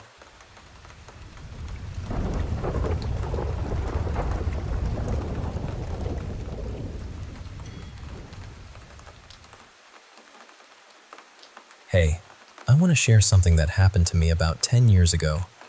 It's a story that's been with me ever since, and honestly, it's still hard to make sense of it all. So, about a decade ago, on what was supposed to be the very first day of my vacation, everything changed. I suddenly suffered a brain hemorrhage. It was like going from zero to completely brain dead in just a couple of hours. My brother had to rush me to the hospital in a panic. The doctors were ready to give up, to pull the plug, but my mom, her faith was unshakable. Maybe misplaced, but she refused to let me go. Because of that, I was kept alive for 3 long months. Then, one day, I woke up. It wasn't dramatic or cinematic, no grand gestures or emotional reunions. I just waved at a nurse, who calmly went to get a doctor. I was slipping in and out of consciousness, but within an hour, I was sitting up on my own. They ran tons of tests and took several x-rays, but nothing seemed wrong with me. Just a bit malnourished and vitamin deficient, really. After a few hearty meals, I was back on my feet. Wobbly, sure, but walking. People called it a miracle, and my mom was over the moon, her faith only growing stronger. She started giving most of her money to faith healers, spirit guides, megachurches, you name it. I hated seeing her get conned time and again, but I couldn't blame her. To her, it all made sense. Meanwhile, I had to find a new place to live since I'd lost my job. I moved in with my brother and slowly rebuilt my life. For a couple of years, I felt healthier than ever. Then I got a job at a lumber mill outside of town and finally had my own place. Everything was fine until about a year and a half ago. That's when things started to feel strange. At first, I thought my old health problems were coming back. Every day during my commute, I'd get headaches, dizziness, and sharp bursts of neck pain. It got so bad that I started dreading the drive more than work itself. I went back to the doctor, and the results confused me. Turns out, I had this small growth at the back of my skull. The doctor showed me the X-ray. It looked like a strange, metallic tattoo inside my skull, about the size of my palm. It had this weird mechanical shape, almost like a circuit board but organic at the same time. The doctor was baffled. Surgery was way too risky, and blood work showed nothing abnormal. Whatever this thing was, it didn't seem harmful. They gave me stronger pain meds and told me to keep a pain journal. For 8 months, my symptoms worsened. The meds only helped briefly. I tracked my pain meticulously, looking for patterns. The worst times? Right when I got to work and when I got home. This led me to try different routes and working from home. Surprisingly, avoiding a particular stretch of road, the deep tunnel connecting our town to the interstate, helped a lot. I decided to test this for myself. I stayed in the middle of that tunnel for about 15 minutes. The symptoms hit me like a freight train. Intense pain, dizziness, losing my balance. It felt like I was being tased, every light around me blindingly bright. My stomach twisted and turned, and just as I was about to black out, I heard a scream. My own scream. But I didn't even realize it at first. I had to be rushed out by ambulance. The reaction was eerily similar to when I first collapsed years ago. My brother nearly crashed rushing to the hospital, and my mom was on the verge of a heart attack. Luckily, I woke up by the time they arrived. I wasn't angry. I finally knew what was causing my pain. Weeks passed as I narrowed it down further. It wasn't just that tunnel. It was any tunnel or being underground too long. The symptoms were the same every time. I learned to listen for the screams in my head and get out immediately. Then, a wild thought hit me. If underground was bad, what about high altitudes? So, I took a flight to visit a college friend in New Hampshire. Mid-flight, I had to use the restroom. My head felt icy, light, and cold, as if there was frozen water between my ears. The symptoms were different this time. Vibrations at the base of my neck, uncontrollable eye movements, hyperventilation, drooling. I was a mess. I stayed in the bathroom for about 30 minutes, and then it all stopped. When I stepped out, I felt incredible. Better than I had in years. No pain, no stress. My body felt relaxed, like after a deep massage. Later, I learned that during my bathroom stay, the plane's controls and autopilot had stopped working. The in-flight movie was filled with static noise. I had no idea at the time. In New Hampshire, I felt like a new person. Every time I spent time on high ground, a hill, a tall building, I'd get those strange symptoms, but then an intense rush of euphoria. I lost weight, gained muscle without trying, and felt years younger. I could function on just 3 hours of sleep. After 2 weeks, I was eager to fly back. I wanted to feel that euphoria again. People even noticed my new attitude, and some asked if I'd started taking drugs. The flight back was nearly a disaster. I stayed in the bathroom for 45 minutes, and during that time, the plane nearly fell from the sky. The controls and autopilot went haywire. Instruments flashed bizarre numbers repeatedly. 02, 12, 01, 13, 05, 12, 05, 19, 19. It was the same pattern I heard in my head as beeps and screeches.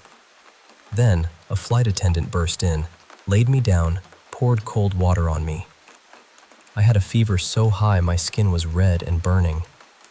They put a blanket in my mouth to stop me from biting my tongue. One attendant later told me my eyes had bulged so much they thought they'd pop out. In my mind, I kept hearing that sequence of beeps and screeches. Somewhere deep in my thoughts, a woman's voice called to me. The last thing I remember from that flight was looking out the window, seeing the fluffy cumulus clouds over New Hampshire. I swear, one of them blinked at me. They made an emergency landing, and I was examined right at the gate. I lost consciousness but regained it quickly. One flight attendant stayed to talk with me while paramedics checked my vitals. They were so kind, but then something started to go terribly wrong. I couldn't see their faces clearly anymore. Everything blurred into swirls of skin and patches of black and white. Their voices distorted, like I was hearing them underwater. Where their eyes should be, I saw floating spots, and their mouths opened and closed, out of sync, like a fish struggling out of focus. I was terrified. They had to give me a powerful tranquilizer. I dreamed of clouds with eyes. My mom and brother came to visit me in the hospital. They tried to comfort me, but I couldn't stop staring at their faces, scared they'd blur and move like the attendants had. Once, I heard their voices distort and felt my heart race. Nurses rushed in. No one could see me for 6 hours. I woke up in the middle of the night. Mom was still there, holding my hand.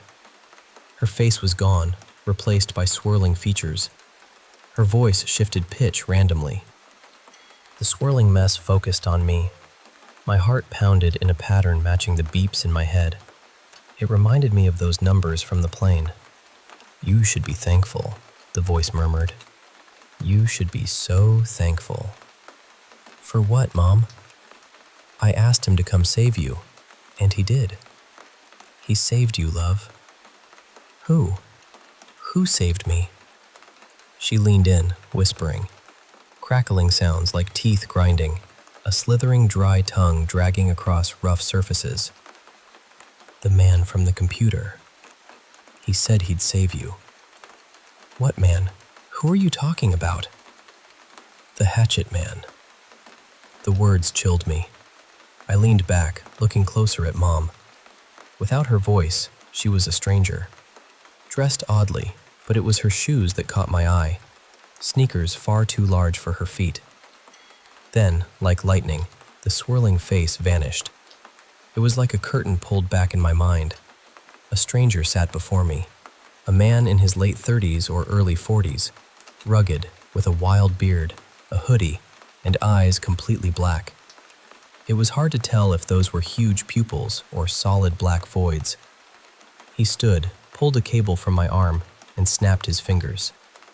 Every electronic device in the room went silent. I tried to scream for help, but he snapped again, and my mind cramped, frozen. "Testing," he said in a low, rumbling voice. "Testing." His eyes flashed yellow, and I struggled to breathe. 10 agonizing seconds passed before my throat opened again. He leaned over me, fingers twitching to snap again.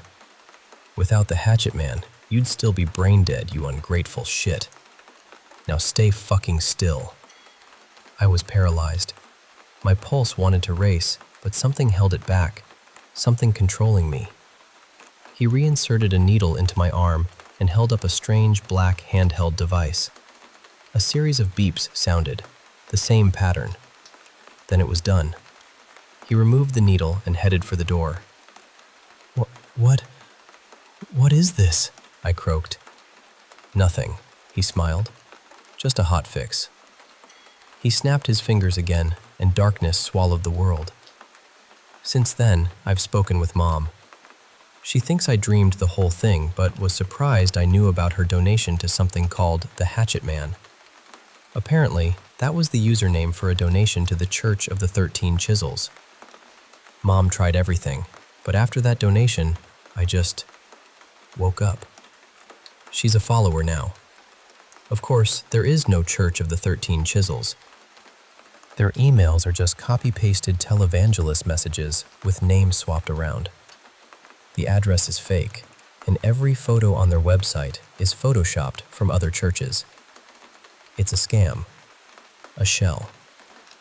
Still, here I am. Since that night, I'm more stable. I can go through tunnels without pain, and flying doesn't trigger anything strange. No swirling faces or distorted voices haunt me. The weird metallic growth in my skull remains, but feels passive now. Maybe it really was fixed.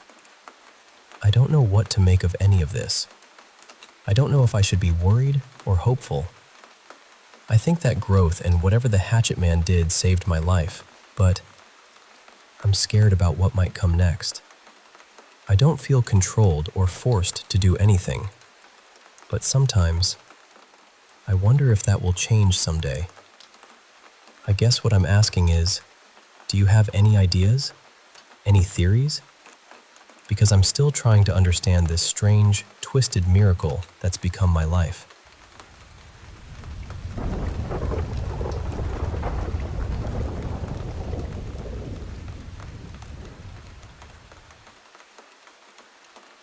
You know, every year around mid-May, something strange and grim happens down at Solston Lake. It's become this odd tradition for the locals, fishermen, hikers, hunters, people who just love the outdoors, to gather and fish something out of the lake. But not your usual catch. We're fishing bodies. Dead ones. It sounds horrible, and it is, but somehow it's just part of life out there. My dad used to say, "Don't jerk the line, just hold it steady and reel. Keep the pressure up." I remember those words vividly, the way his voice was calm but firm, like he was teaching me to fish, but it was nothing like fishing. I was just 14 when my dad first took me to Solston Lake for this. There must have been at least 24 people that year, all sorts of folks, some bringing their kids along. Over the past 50 years, this ritual had become a bit of a grim community event. The number of bodies varied each year, sometimes more than 40, sometimes as few as 4. But they always appeared in mid-May, never earlier or later.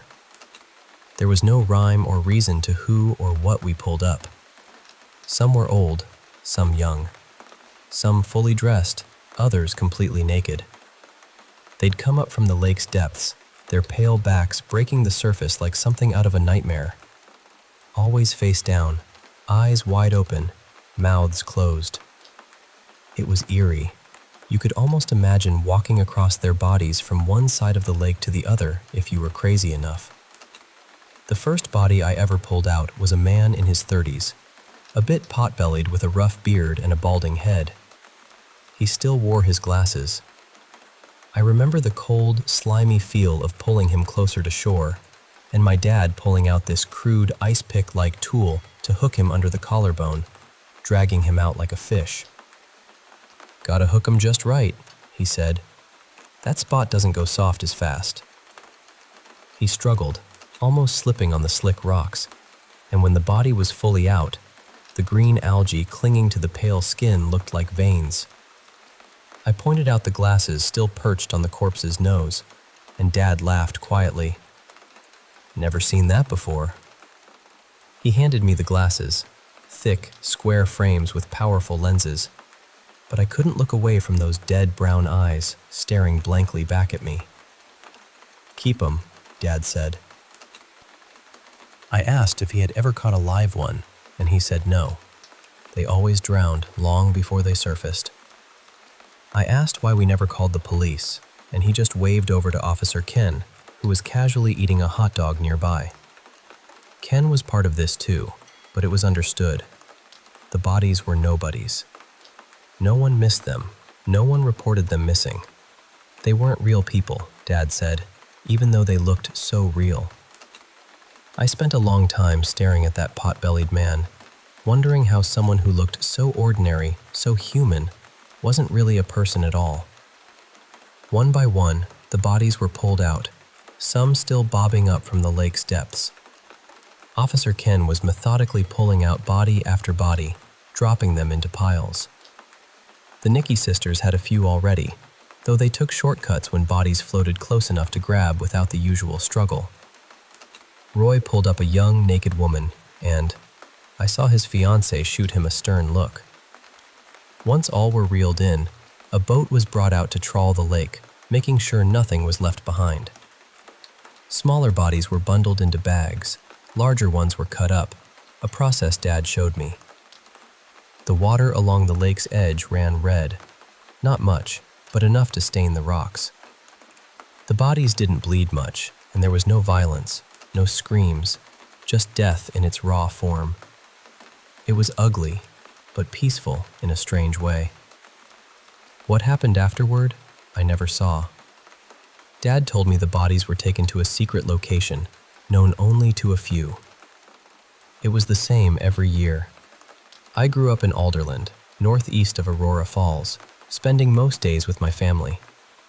I was the oldest of 4 boys. While my brothers dreamed of traveling, all I wanted was something simple. A prom date with Danielle Jacobowitz and tickets to the Lions Thanksgiving game. We all got what we wanted in the end.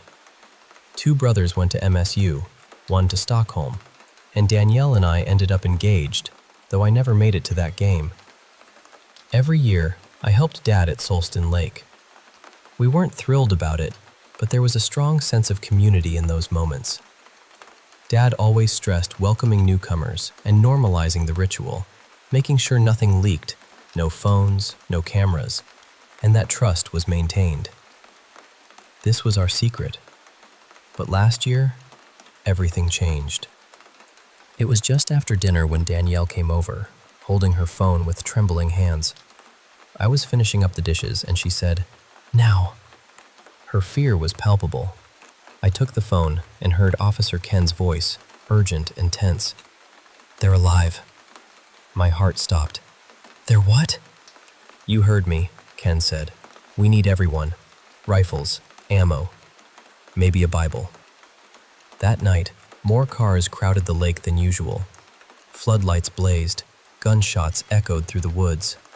The Nicky sisters handed out reflective vests, and military flashlights were cracked open. Preppers emerged, but fishing gear lay abandoned in cars. I had a handgun strapped to my belt, but no rifle. Officer Ken was different. No hot dog eating, no smiles. He was angry. "At least 20, he said. "Most ran into the woods. Some tried to hide." Beth, who ran the downtown bakery, hadn't brought a gun and looked terrified. "Who are they?" she asked.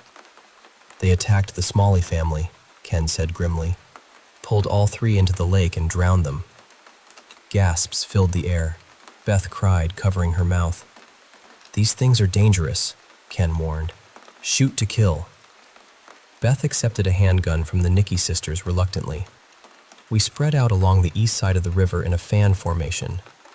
Every shot was followed by a check-in call. The hunt was methodical, brutal. Already a dozen were down. The bodies looked familiar, pale, neutral, algae-covered, but maybe bled a little more. About an hour in, the first shot rang out. Tony Patterson, a shed builder, shot a young man twice in the neck. No scream, no cry. Just 2 loud bangs, a check call, and another body added to the pile.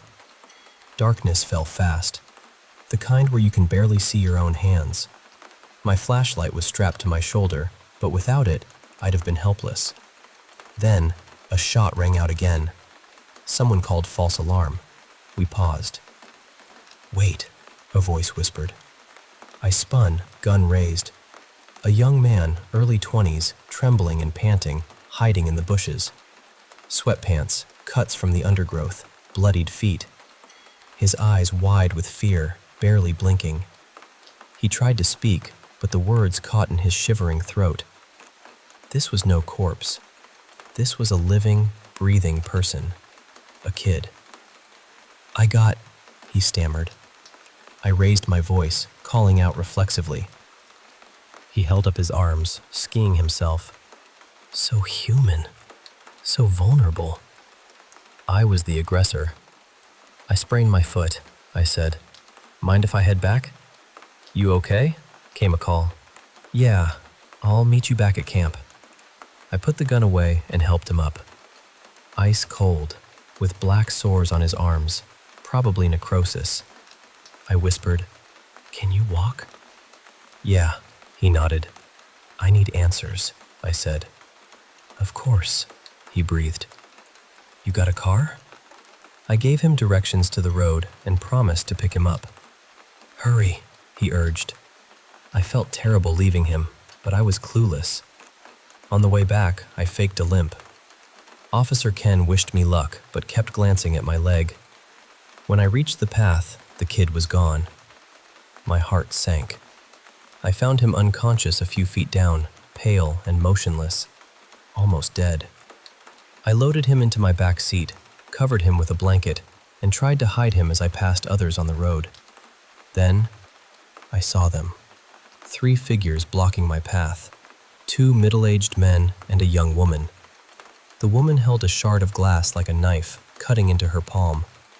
Their eyes were black, pale skin almost glowing in the dark veins like marble statues. They didn't speak. I locked the doors and floored it. They ran after me, relentless. One man caught under the tire, chest crushed. Another slammed into the hood and tumbled into a ditch. The woman vanished. I braked hard, heart pounding, staring into the woods. One man lay still on the road, another dying in the ditch. The young woman was gone. I checked on my passenger, still out cold, and stretched out, gun raised. Who are you? What do you want? I shouted. My left headlight was broken, the other stained with blood, casting a faint pink glow. No flashlight. I slowly scanned the darkness, dizzy and weak. Then, I saw her. Early 20s, black metal t-shirt, tight jeans, short blonde hair, wounds on her face, maybe piercings ripped out. Just stop, I pleaded. She leapt, not a jump, but a vertical launch, 7 feet up, effortless, like snapping fingers. My mind couldn't process it. As she descended, she opened her mouth, releasing a horrific whistle, an inverse scream. Her lips curled back, revealing a black tongue. She tackled me, cutting my left arm with the glass shard, but I barely felt it. Disconnected. I threw her off, stood up, but she leapt again, the awful whistle piercing the night. Instinct took over. I pulled the trigger repeatedly. She crashed down, dead. Face down, 4 exit wounds, a splatter on the dirt. Her face was neutral, like the pot-bellied man years ago. I kept pulling the trigger, the empty gun clicking like a metronome. The others came running, bandaged my arm, and celebrated. 3 kills, tying me with the Andersons. They sent me home with orders to have Danielle stitch me up. The only regret? Forgetting my limp. I'm sure Officer Ken noticed. Driving home, I caught movement in the rearview mirror. My passenger stirred, coughing weakly. You got any water? I handed him a bottle from the glove compartment, which spilled its contents everywhere. Papers, tools, even CDs. Among the mess, I found a pair of glasses. They were the same as the pot-bellied man's, thick, square frames. I must have carried them without realizing. The kid noticed my stare and wheezed. Those look like my dad's. Where'd you get them? And in that moment, I knew this was just the beginning.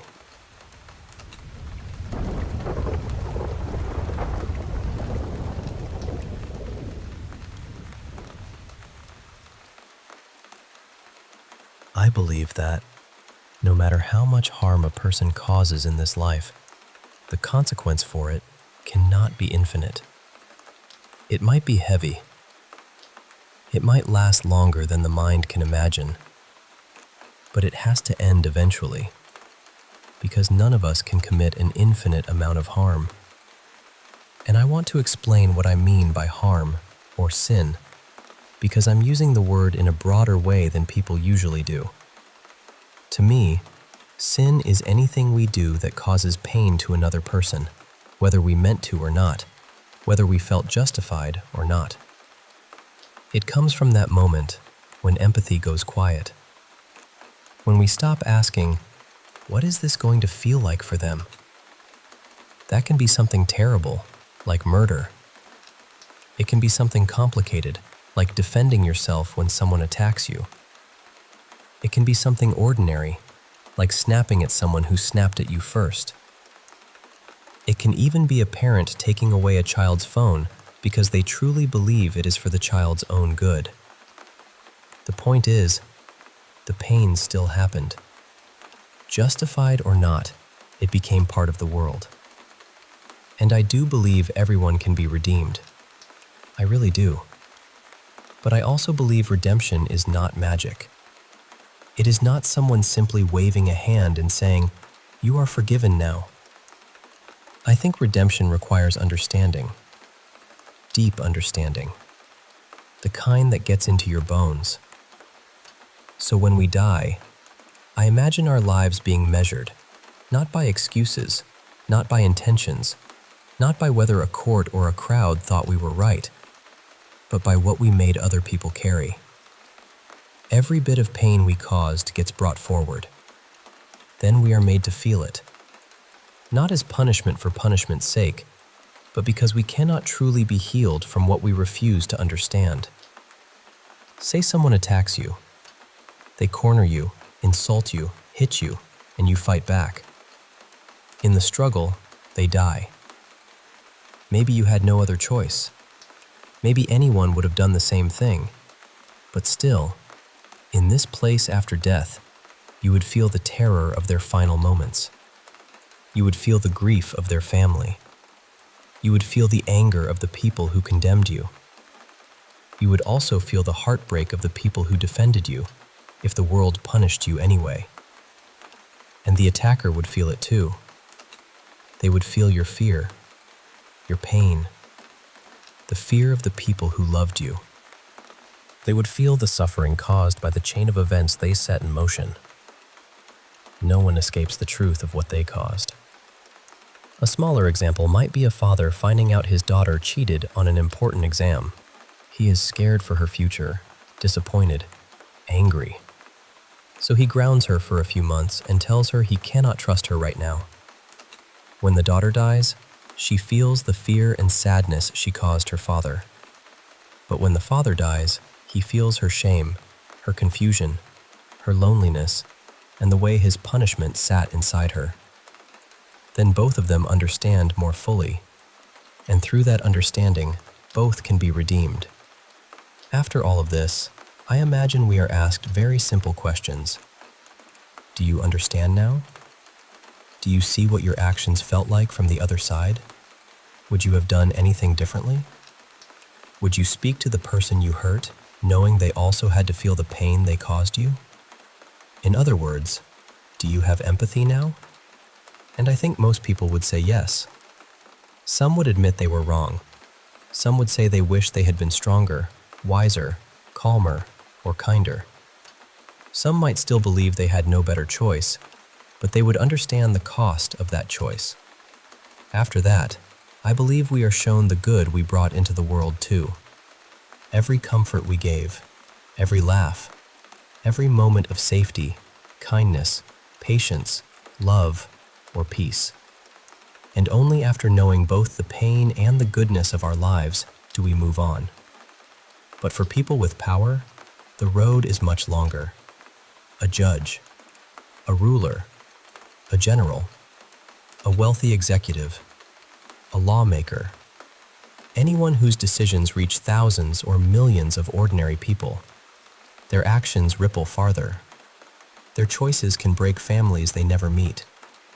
If a leader sends people to war, that leader must feel the fear of the soldiers, the grief of the parents, the hunger of the children, the burning of homes, the panic of civilians, the bitterness that lasts for generations.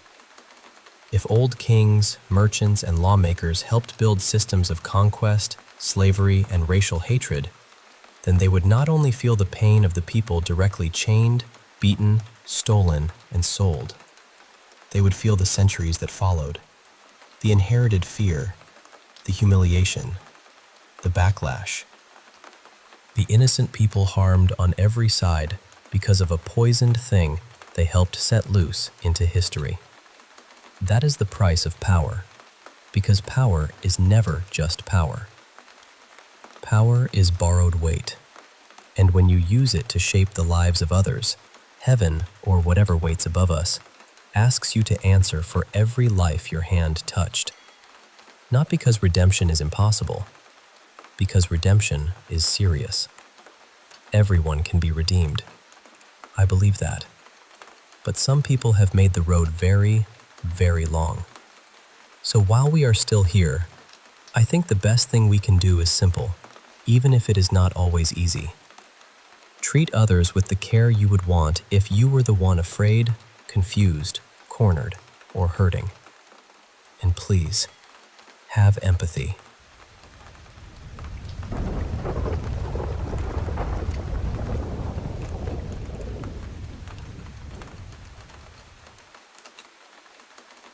Honestly, I wish I were making this up. Back in the fall of 2021, I was supposed to move away for grad school. I had everything mentally packed and ready to go, but then I found out my classes were going to be online because of COVID. So, at the last minute, I decided to stay in my hometown for one more semester. That meant I suddenly needed a place to live, and I was scrambling. Through a friend, I found a sublet in this old 2-bedroom unit inside a larger house that had been split into apartments. My roommate was the landlord's younger son, who was in undergrad, and his older brother lived in the upstairs unit. The house itself was gorgeous.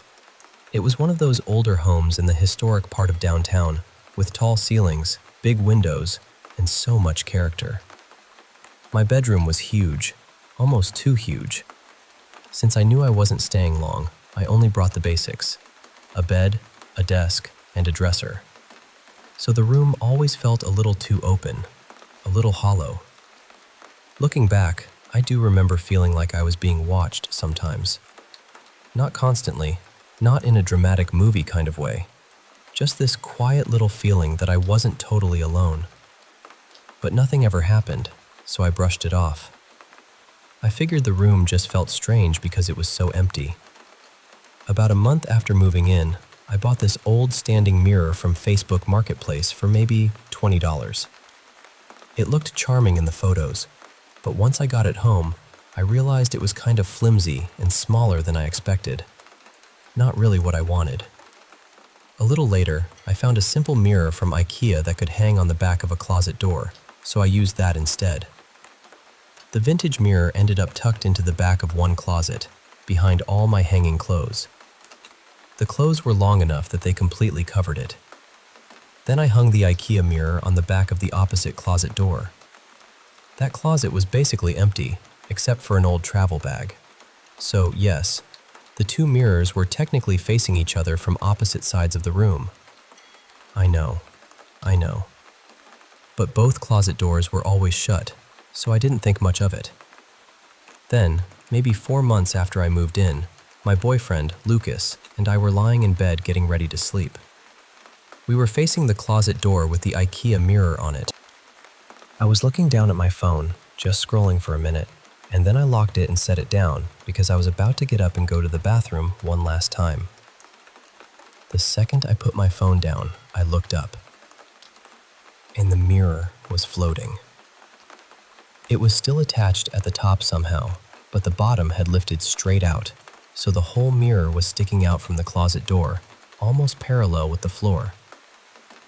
I froze. My brain just could not understand what I was seeing. I grabbed Lucas behind me and whispered something like, Look at the mirror." The moment he saw it, I heard him react. And right then, the mirror dropped. It slammed back against the closet door with this loud bang. It genuinely looked like someone had lifted the bottom of it up, held it there until we both noticed, and then let it crash down. The mirror wasn't heavy, maybe 5 or 6 pounds, and it was honestly kind of cheap. But still, there was no breeze, no shaking, no loose hook swinging around. Nothing that made sense. We were both completely stunned. Strangely, I don't remember feeling like we were in danger. I was scared, of course, but more than that, I felt confused. Curious, even. It didn't feel aggressive. It felt intentional. Still, we left immediately and stayed at his place that night. The strangest part is that nothing else ever happened. No footsteps, no lights flickering, no voices, no weird noises. Just that one moment, totally out of nowhere. I'm honestly so grateful Lucas was there with me, because if I had been alone, I might have convinced myself I imagined it. But he saw it too. We've both tried to come up with normal explanations over the years, and neither of us can figure out how it physically happened. It has been years now, and I still think about it. I've always been interested in paranormal stories, but that was the first time anything like that ever happened to me personally. And whoever, or whatever it was, she really chose drama for her debut.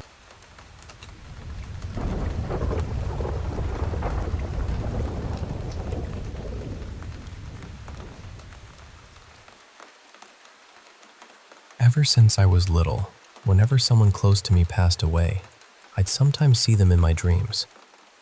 At first, I never really thought too deeply about it. I figured maybe that was just how my mind handled grief. But there are a few dreams I've had that still stay with me, the kind that make me wonder if it was only my imagination, or if maybe someone was trying to reach me in the only way they could. In 2021, several older relatives in my family caught COVID around the same time. It hit them hard, very quickly. They ended up in the hospital, on ventilators, placed in medically induced comas. And that was when the dreams started. They all began the same way. I'd be standing in my room, and the sunlight would be coming through the windows at this perfect angle. The whole apartment looked warm and golden, almost unreal, but peaceful. Then I'd hear a knock at the front door. When I opened it, my great-aunt Marta was standing there. We talked like we always had. I asked her how she was feeling, and she looked at me gently and said she didn't have much time left. She told me she had come to say goodbye. I asked her about my cousin Leona, who was in the hospital too, and she told me quietly that Leona wasn't going to make it either. Not long after that, they both passed away. That same month, my grandfather also died from COVID. But he didn't come to me in a dream until after he was already gone. I was devastated, mostly because I never got to say goodbye. I carried so much guilt over that. Then the dreams began, and they came again and again. They started almost the same way as the others, with that golden light filling the apartment. But this time, there was no knock at the door. Instead, I would walk into the kitchen, and my grandfather would be sitting there at the table. Every time, I'd start crying. I'd tell him I was sorry. I'd say I was so sorry I hadn't been able to say goodbye. And every time, he would just sit there silently. He wouldn't move. He wouldn't speak. He'd only look at me. Then, in the last dream I ever had about him, everything started the same. I walked into the kitchen, saw him sitting there, and completely broke down. I cried so hard that I put my head in his lap. That was when he finally moved. He placed his hand gently on my head and told me he wasn't angry with me. He said he forgave me. After that, I never dreamed about him again. My dreams are always vivid. I can move around in them. I can speak. I can think clearly while they're happening. My grandmother believes our loved ones can communicate with us through dreams, especially when they have something important to say. I honestly don't know what I believe. Part of me thinks grief can create powerful things in the mind, but another part of me still wonders. because those dreams didn't feel random. They felt like visits, and I've never really stopped thinking about them.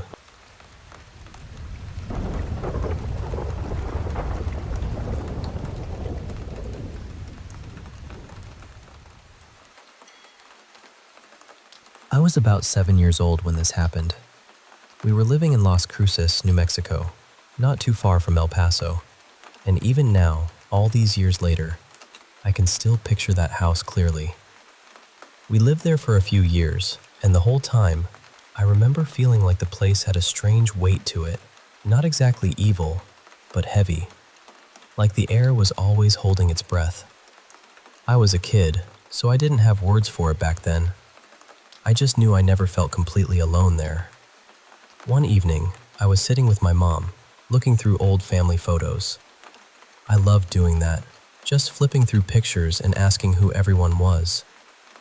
At one point, I found a photo of a man holding my older sister, Elise. He looked so much like my dad that I didn't even question it. I pointed at the picture and said, "Look, it's Dad holding Elise." My mom looked over and got quiet for a second. Then she said, very gently, "No, sweetheart, that's your Uncle Kent. He was your dad's older brother. He passed away in a car accident when you were still a baby." I remember feeling this cold sadness settle over me. I had never really understood death before that. I didn't know we had family members who were gone, and even though I had never known him, the idea of this uncle, someone who looked so much like my dad, being dead just stayed with me. That night, I went to bed thinking about him. I had bunk beds, and I was sleeping on the top bunk. Sometime in the middle of the night, I woke up because I felt a gust of air across my face. Not just a little draft, but enough to pull me out of sleep. At first, everything was dark and blurry. My eyes were still adjusting. But then I realized there was someone standing right next to my bed. Because I was on the top bunk, his face was almost level with mine. I thought it was my dad checking on me, so I mumbled, "Dad, can you get me some water?" Then I closed my eyes again. But he didn't answer. After a moment, I opened my eyes, and by then I could see more clearly. And I knew right away it wasn't my dad. It was a man who looked a lot like him, but not quite. He was smiling at me, this soft, still smile, but where his eyes should have been, there were just dark, empty places. His whole body had this bluish-gray tint, almost like he was made of smoke or moonlight. I could kind of see through him. I was terrified. I pulled the blanket over my head as fast as I could. I remember my heart pounding so hard it felt like it was shaking the mattress. After a few seconds, I got brave enough to peek out. He was still there, still standing by my bed, still smiling. I yanked the blanket back over my head and shouted, "Go away!" When I looked again, he was gone. I turned over to face the wall, pulled the blankets tight around me, and somehow fell back asleep like that. In the morning, I woke up in the exact same position, still gripping the sheets over my head. I never told my family when it happened. I was sure they wouldn't believe me. Years later, I mentioned it to my sister, and she just kind of brushed it off. And honestly, I understand why. I know it could have been a dream. I know my uncle had been on my mind before I went to sleep, and maybe my imagination filled in the rest. But the strange thing is, I still remember it so clearly. I'm an adult now, and I can still see his face beside that bunk bed. I can still remember the color of him, the empty eyes, the way the room felt. I've never had another experience like that since. One detail that has stayed with me is that my bed faced the closet, and the closet doors were mirrored sliding doors.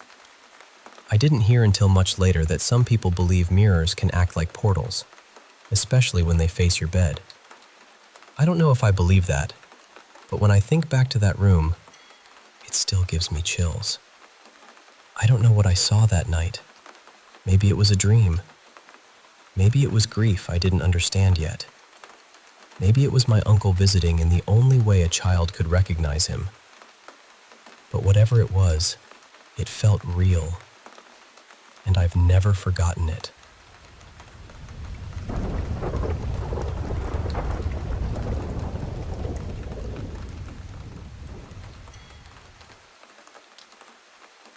So, this happened to me on April 21st, on a bus I almost never take.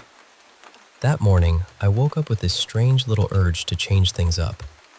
I remember thinking, you know what? Today I'm going to take a different bus. Just try another route for once. And that's not really like me. I'm very much a routine person.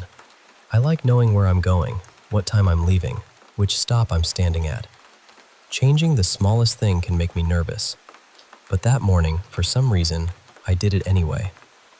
So I got on this other bus. It was around 9:15 in the morning when I noticed an older man sitting nearby. And I recognized him right away. His name was Aldo, or at least, I thought it was Aldo. He's the grandfather of one of my brother's old friends, Alessandro. Our families have known each other for years.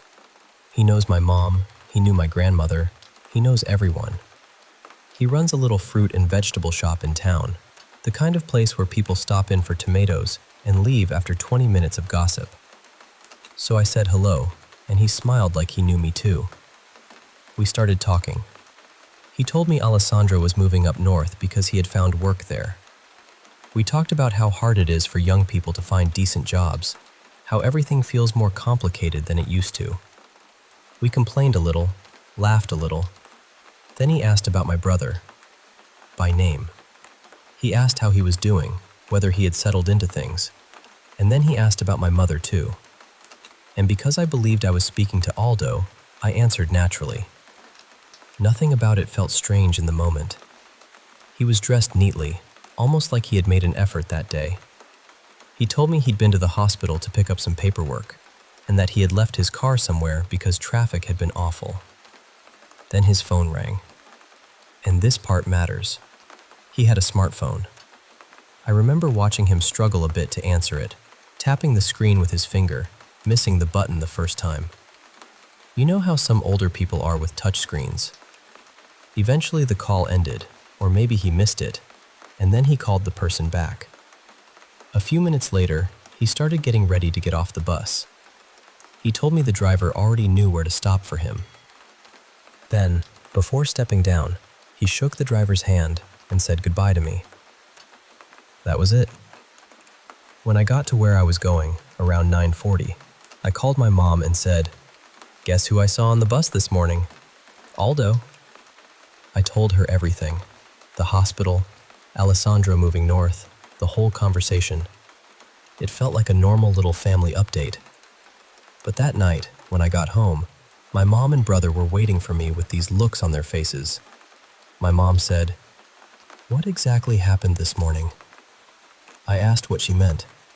She told me she had called Aldo's daughter, because they're friends, and mentioned Alessandro moving away. But Alessandro wasn't moving anywhere. He had no job up north, no plans to leave, nothing. And then she told me something even stranger. Aldo had been at home the entire morning until at least 10 a.m. He hadn't gone to the hospital. He doesn't take buses. He wouldn't even know which one to get on. I honestly thought they were joking. I said, "What are you talking about? I saw him. I spoke to him." My mom showed me a picture of Aldo, and I said, "Yes, that's him. That is exactly who I talked to."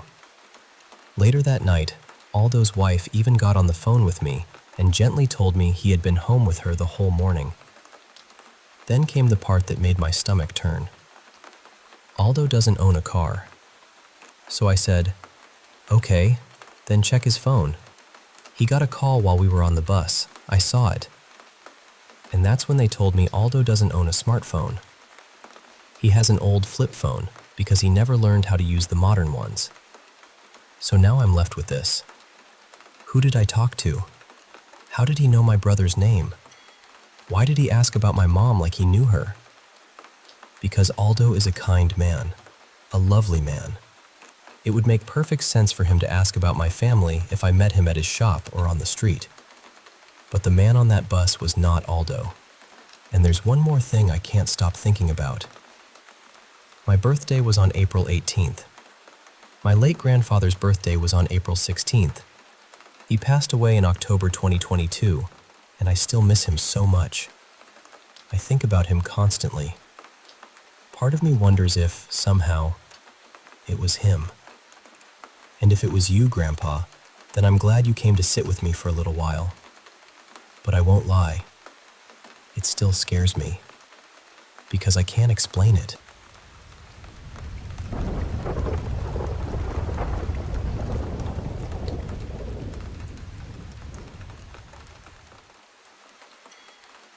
Recently, I guided a friend of a friend, Anna, into a deep trance for a shamanic journey session.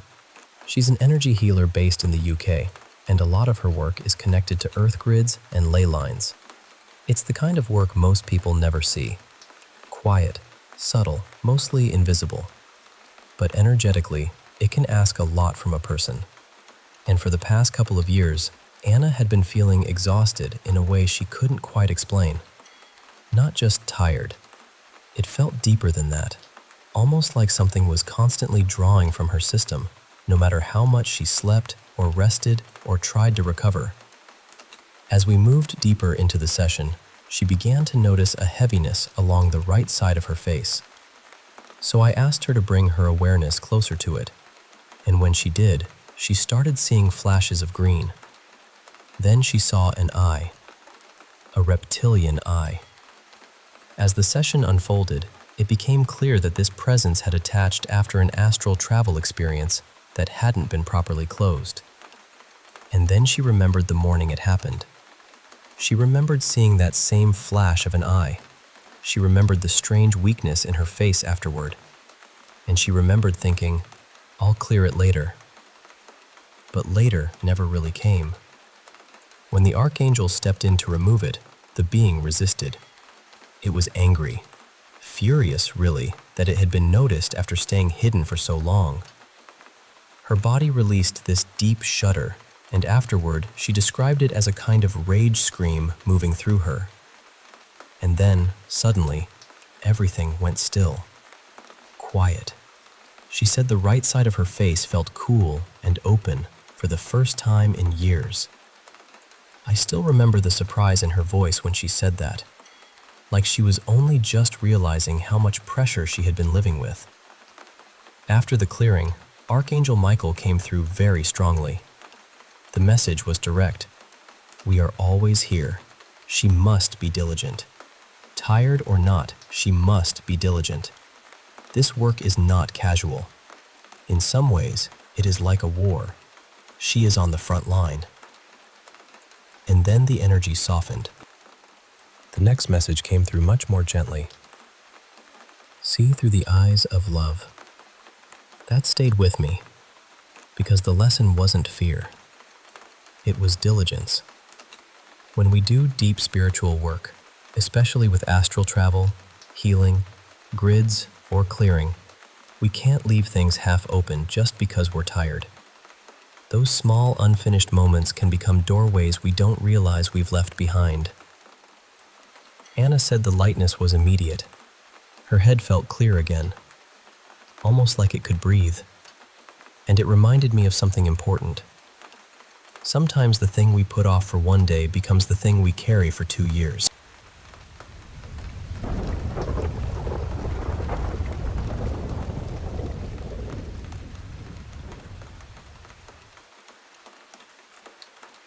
So my best friend Mira and I have always been really in sync. But lately it's gotten to the point where it's not just funny anymore. It used to be this cute little thing, like, wow, we're basically the same person. But now when it happens, we both just kind of stop talking for a second. We met about 3 years ago while we were in the hospital, and we ended up living there at the same time for around 6 months. That kind of experience bonds you in a way that's hard to explain. We've been best friends ever since. We're both doing better now. Not exactly living the most ordinary, perfectly put together lives, but we're getting there. Slowly. in our own way. Even though we only see each other in person every couple of months, we're on call almost constantly, like basically all day, every day. Sometimes we're talking, sometimes we're just quietly existing together while doing our own things. And over time, strange little things started happening. Our cycles lined up. We'll make the same random noise at the exact same time, even if it's a sound neither of us has ever made before. We'll say the same sentence together. We'll guess the same answer. It's happened so often that it doesn't even feel like a coincidence anymore. There's also this weird number thing. For ages now, I've been seeing the number 23 everywhere, and Mira keeps seeing 32 everywhere. Same digits, flipped around. But what happened today is what really made me want to talk about it. We were on call like usual, and Mira went to have dinner with her parents. She muted herself, and I didn't have her camera open, so I had absolutely no way of knowing when she came back. While she was gone, I was working on a few things. Then I got bored and randomly opened Reddit, which I barely ever use. I honestly forget it exists most of the year. I didn't even have anything specific in mind. I just clicked around for a bit and started typing something completely random. I typed, "knock knock," and I promise you, the exact second I typed the question mark, I heard Mira's voice come back through the call, and she said, "knock knock." I just froze, because we never say that, ever. It's not some inside joke. We hadn't watched anything, read anything, or talked about anything related to knock-knock jokes. There was no setup for it, no reason. I know people might say it was subconscious, and I get that explanation for some things, but this didn't feel like that. We don't really go out much right now, and we're not constantly around the same outside influences, so it's not like we both picked it up from somewhere during the day. Things like this keep happening, and honestly, it's starting to feel a little eerie. Maybe this matters, maybe it doesn't, but my grandmother had a shamanic background, and Mira's mom is into witchcraft. I don't know what to make of that, but with everything else, it's hard not to wonder. So I guess I'm asking, what could this be? Because at this point, it feels way beyond normal coincidence.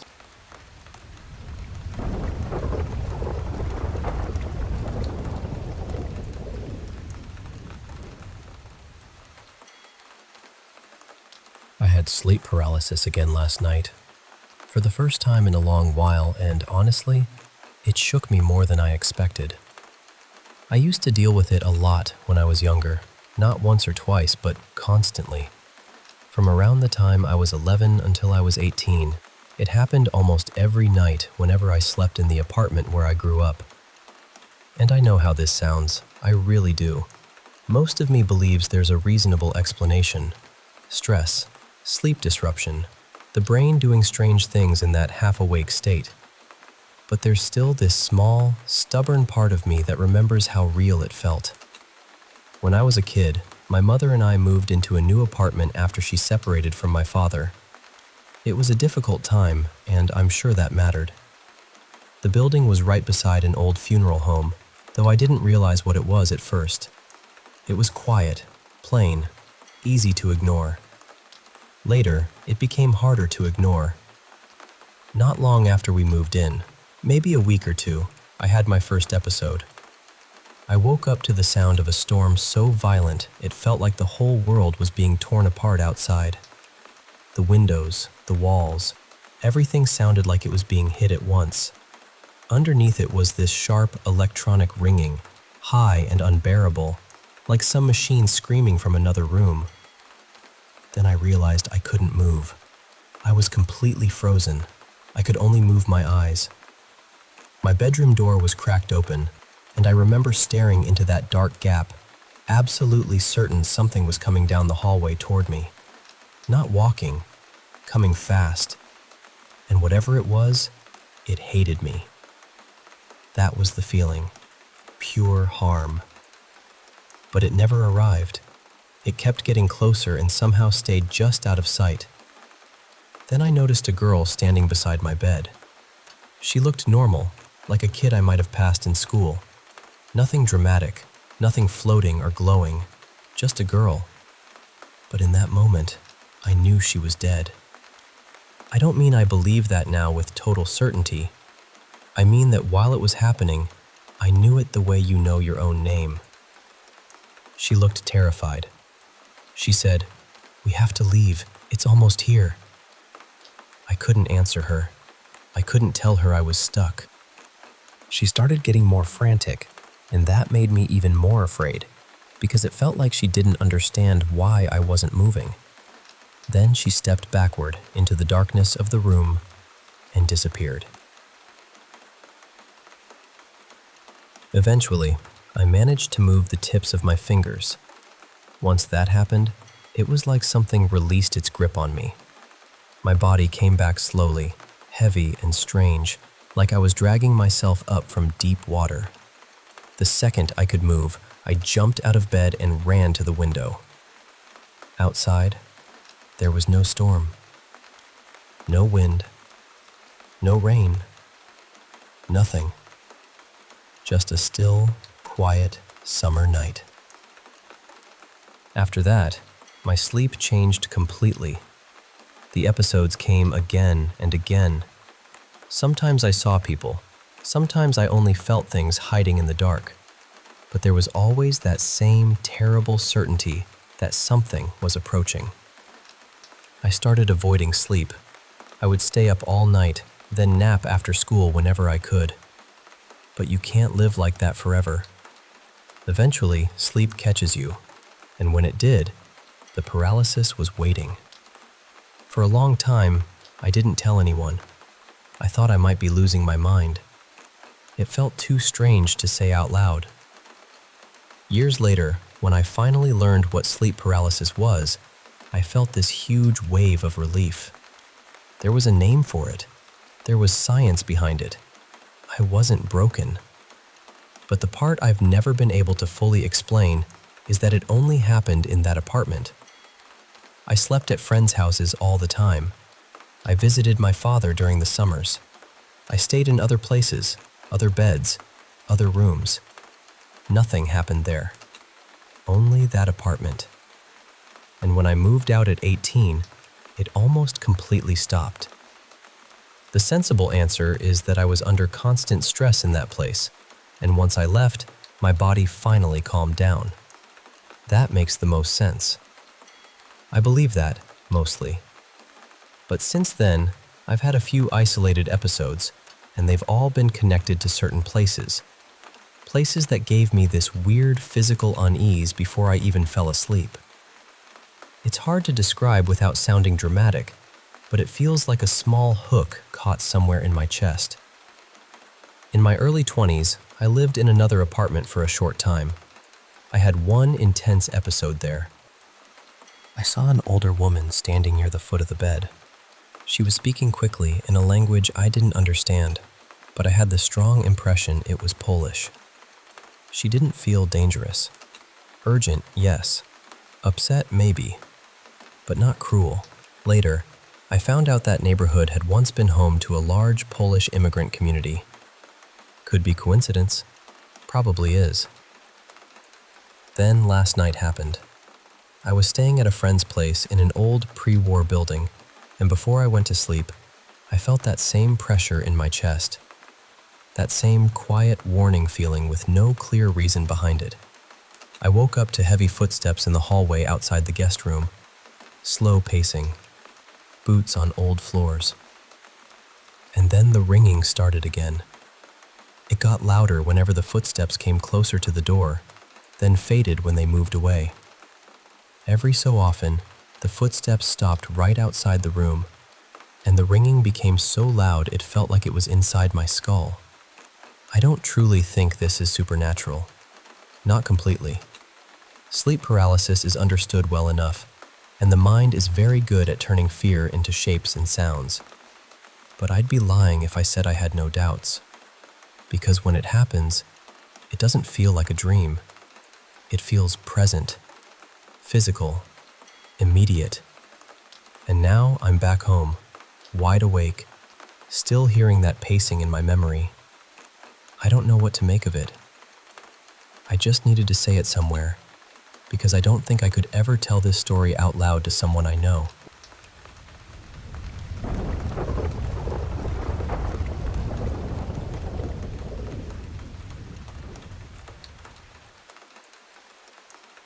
I know this might sound strange, and honestly, part of me still feels a little silly even telling it.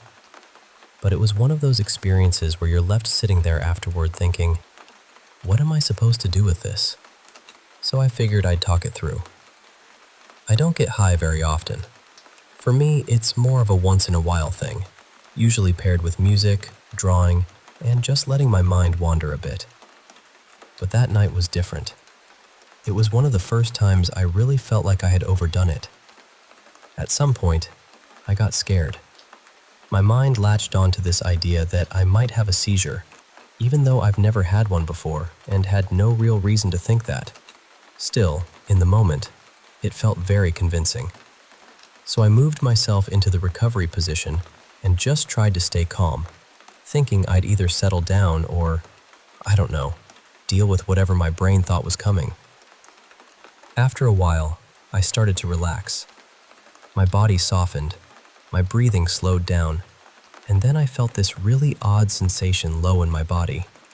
At first, I assumed it was just tension releasing, or maybe my mind exaggerating normal body feelings because I was in such a strange state. My first thought was almost funny. I remember thinking, okay, now I understand those alien abduction stories. But then the feeling shifted. It didn't feel like just my body anymore. It felt like there was some kind of presence there.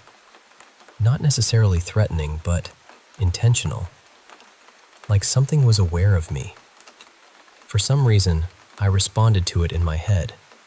I basically told this presence, yes, this is okay, but only if you stop when I say stop. And after that, the feeling continued. I don't really know how to describe it without making it sound more dramatic than it was. It wasn't exactly sexual, at least not in the way I would normally understand that. It felt more like being completely held, like being wrapped in the warmest, safest blanket, while something inside me was being gently cleared out. It felt strangely natural, almost ordinary, even though nothing about it was ordinary. Eventually it faded, and not long after that, I got sleepy. Now, the logical part of me knows there's a very real chance it was just my body reacting to being high, relaxed, overwhelmed, and full of strange sensations. I get that. But there's another part of me, the part that's open to spiritual things, that keeps wondering what it meant. Was it harmless? Was it something I shouldn't have agreed to? Did I invite something in without understanding it? Or was it just my brain turning body sensations into a story because I was in an altered state? That's the part I keep coming back to.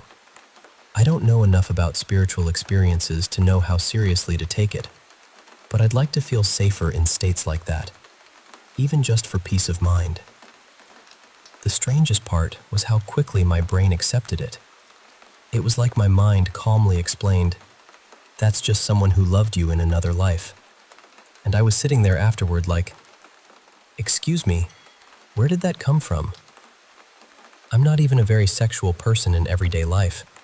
I don't really have much of a drive for it, and I usually don't enjoy that kind of closeness with other people. But apparently, whatever my brain decided that night didn't fall into the usual category.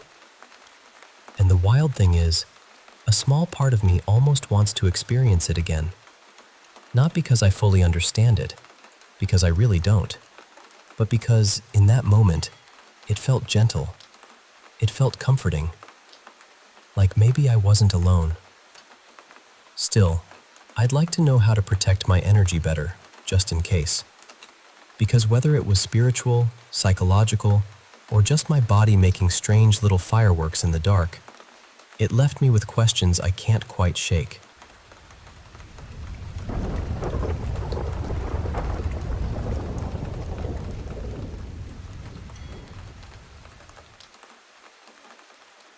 I've I've always been a little sensitive to paranormal stuff.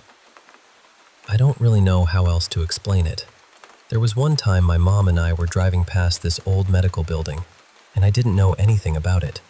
I didn't know where we were going, and I definitely didn't know people said the place was haunted.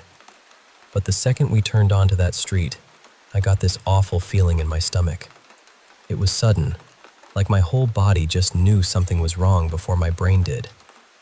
I honestly thought I was going to be sick. Then, as soon as we drove away and turned down another road, the feeling disappeared completely, like someone had flipped a switch. So, that's kind of the background. The actual story happened at my house. We have this old porch that was turned into a sunroom, and it's connected to the living room by these big glass doors. My younger brothers use it as their playroom, so it's full of toys, and there's also a set of bunk beds in there for when they want to sleep out there, even though they almost never do.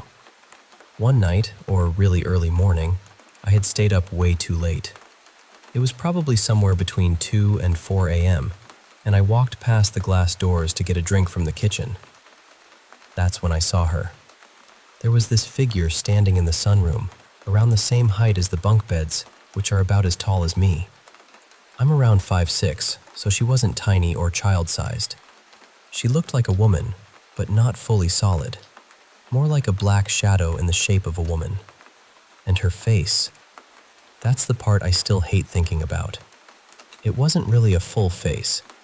It was mostly darkness, except for this huge white grin. It stretched way too far, almost ear to ear, like it had been carved into her. I froze for a second, but I was tired, and I had been watching scary videos earlier that night. So by the next morning, I convinced myself it was nothing, just sleep deprivation, just my imagination filling in the dark. I didn't tell anyone. About a month later, it was around 7 or 8 at night, and everyone was getting ready for bed.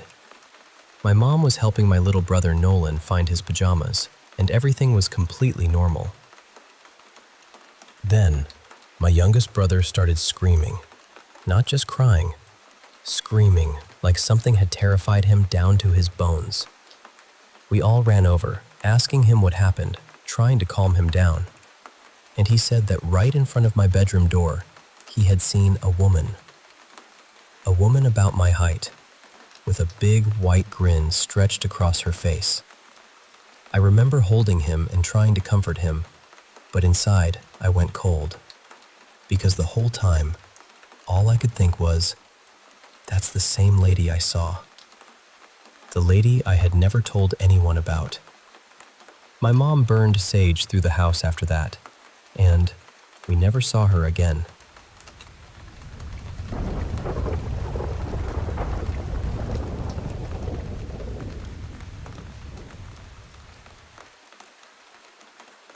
So this is really a handful of little stories from when I was a kid, and then later when I was a teenager. They all happened in the same house. My dad had lived in that house since he was young, and he never really left. It was the house I grew up in too, so for me, it was just home. But there was always this strange feeling there, especially in certain rooms. Not evil or anything dramatic like that. Just present, like the house remembered more than it should. My dad and my grandmother had a cat years before, and that cat had passed away in the house. And after that, the feeling was that maybe the cat's spirit had stayed behind. My mom and I both seemed to pick up on it. My parents slept in separate rooms, and my mom's room was right beside mine, so we were always pretty close at night. I used to tell her about these things that would happen when I was half asleep. I'd wake up in the middle of the night and feel what was absolutely, unmistakably, a cat jumping onto my bed. And we had living cats at the time, so at first I'd think, okay, one of them got in here. I'd reach over, pat the blanket, and whisper something like, "Come here, baby." But then I'd open my eyes properly, and there would be nothing there. No cat, no movement, no sound. And the thing is, my bedroom door would be closed. I always checked before going to sleep because I didn't like accidentally locking any of the cats in with me overnight. So I knew there shouldn't have been a cat in the room, but I felt it. The little weight landing on the mattress, the tiny steps across the blanket, that soft, careful pressure only a cat has. When I told my mom, she said she had felt the exact same thing in her room too. Not just once either. And that made it feel even stranger, because it wasn't only me half dreaming in the dark. When I was around 9 or 10, I had a couple of friends over, and I told them about the cat that had died in the house. Of course, because we were kids and had no sense of normal behavior, we decided to test it. We filled a cereal bowl about halfway with milk and set it on the floor in my bedroom. Then we left the room, shut the door, and waited. When we came back, the milk was gone. Now, I'll be fair, I was a kid, so maybe I'm remembering some part of it wrong. Maybe there was somehow a living cat in there, even though I was pretty sure there wasn't. Maybe there's a practical explanation hiding somewhere in the walls of that memory. But even as an adult, I still don't really know what happened. And if someone had snuck in and messed with us, I feel like I would have found out by now. Kids are terrible at keeping secrets. That kind of thing would have come out eventually. Then there was my own cat, the one my parents adopted for me when I was about 12. Her name was Luna, and I loved her so much. She had this habit that always unsettled me. She would sit in my room and stare at the same exact corner, where the wall met the ceiling. Not casually either. She would stare like she was locked onto something. Her eyes would get huge, her body would go stiff, and she wouldn't look away. I took pictures and videos of her doing it because it happened so often, and it was always the same spot. And I kept wondering, is she seeing something I can't? Later, I watched a video where someone who studied paranormal stuff said that spirits are sometimes believed to gather higher up on walls or near ceilings because of energy shifts in a room. And I remember sitting there thinking about Luna staring at that corner, and about the feeling of paws on my bed, and about that bowl of milk disappearing. Then I brought all of this up to my grandmother, and she told me that the old cat, the one who had passed away, used to spend most of its time in my bedroom. That was the part that made everything click into place for me. I'm not saying I have proof. I know memories can stretch and blur over time. But I also know what I felt. I know what my mom felt. I know what Luna kept staring at. And I still don't have a better explanation for the milk. So honestly, I think that cat never really left. And maybe, in its own quiet little way, it was still just living in the room it always loved.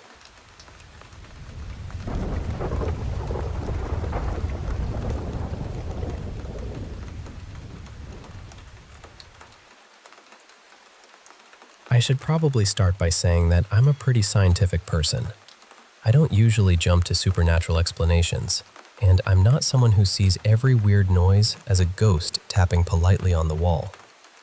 But there are some things I've experienced that I still don't really know how to explain. When I was little, we lived in this old house that my family always talked about like it had a second heartbeat. My parents and my older siblings were convinced something was off about it. I didn't fully understand why at the time, but I had awful night terrors there. Apparently, I would wake up screaming. Sometimes my parents would open their eyes and find me just standing beside their bed, staring at them in the dark. I don't really remember doing that, but everyone else remembers it a little too clearly. My older brother once cried to my parents because he could hear me whispering to my stuffed animals at night from his room. Honestly, that sounds like something I might have done, even if I don't remember it. I didn't have dolls or anything like that, just plushies, and I guess they were my tiny audience in the dark. My bedroom had the door to the attic stairs in it, which never helped. The attic was sometimes used as a bedroom for my siblings when they stayed over, but even when no one was up there, I would swear I heard movement above me. Slow little sounds, footsteps maybe, or the house settling if you want the reasonable answer. There was also this huge window behind my bed, and I hated it. I always felt like someone was standing outside, looking in. There was a bathroom down the hall that had spiders in the corners, and a mirror you could see from far away. I hated walking past it, because my own reflection would catch me off guard, pale and strange in the dim light. The dresser in my room fell over more than once, too. Nothing dramatic in a movie way, but enough that it became one more thing in that house that made me feel unsafe. Years later, we moved into the house we live in now. We've been here for a long time, almost half my life. When we first moved in, my mom had the place smudged. I don't remember what made her feel like that was necessary, but she was serious about it. She also banned Ouija boards completely, which, honestly, I don't blame her for. During the pandemic, my mom was gone for work a lot, and my dad still had to leave the house, so I spent a lot of time home alone. I used to go into my older brother's room to hang out with the cat because it felt less lonely in there. One day, I was sitting in his room, and his backpack suddenly shot out from under the bed like someone had kicked it hard. Not slid, not tipped over. It came out. The cat was on the bed. I was alone in the house, and I just froze. Around that same time, I kept hearing voices through the vents. They sounded like people calling for me from downstairs, but no one was home. I would stop what I was doing and listen, trying to catch it again, trying to convince myself it was pipes or neighbors or my brain making shapes out of sound. Then there were these circles of fog that started appearing on my bedroom window. The room wasn't humid. The window stayed closed. None of the other windows had them. It was strange enough that my family came in to take pictures. In one photo, my reflection didn't seem to be facing the way it should have been. I know that sounds ridiculous, and I'm not sharing the picture, but it stuck with me. I used to be scared of ceiling vents too. Not in a deep, meaningful way. More like the childhood fear of something being in the closet. Except for me, it was something watching from above. Eventually, I switched bedrooms, and the new room didn't have a ceiling vent. That actually made me feel better. Then, last year, I had this nightmare that a vent had suddenly appeared in the ceiling, and there was a man staring down at me through it. About a month later, because of air conditioning problems, we had to get a ceiling vent installed in that exact room. That one still bothers me. At one point, we started hearing scratching in the walls and ceilings. I mostly heard it above me, and I tried to brush it off as my imagination or some kind of half-awake noise. But then my mom told me she heard it too, near the walls and outside her door.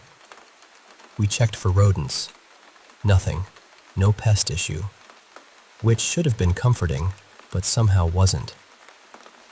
A few months after my dad died, the TV kept switching to static. My brother joked that it was him.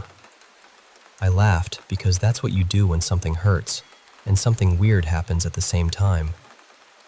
But part of me didn't know what to do with it. Another time, I was outside in the backyard around sunset. We had friends over, but everyone else was inside. I was sitting there, probably drawing or looking at my phone, and I kept hearing something running through the grass around me, mostly behind me. I assumed it was the dog because it sounded too big to be a rabbit or a cat. When I finally went inside, I kept calling for the dog to follow me. He didn't come, so I figured he was behind the shed. Then I walked into the house and saw him lying there inside, completely calm. Everyone told me he'd been inside for a while. That made my stomach drop a little. I'm not religious. I went to Catholic school briefly when I was much younger, but I wasn't really raised with religion. Still, for almost 2 years, I kept having dreams where possessed people or strange, vague figures chased me, and in the dreams, I would start reciting the Lord's Prayer. I haven't prayed while awake in years, but in those dreams, I remembered the words better than I do in real life. Sometimes I would wake up still saying them. Lately, my sleep has been strange too. If I fall asleep before 1 a.m., I almost always wake up between 2:30 and 3:30 in the morning.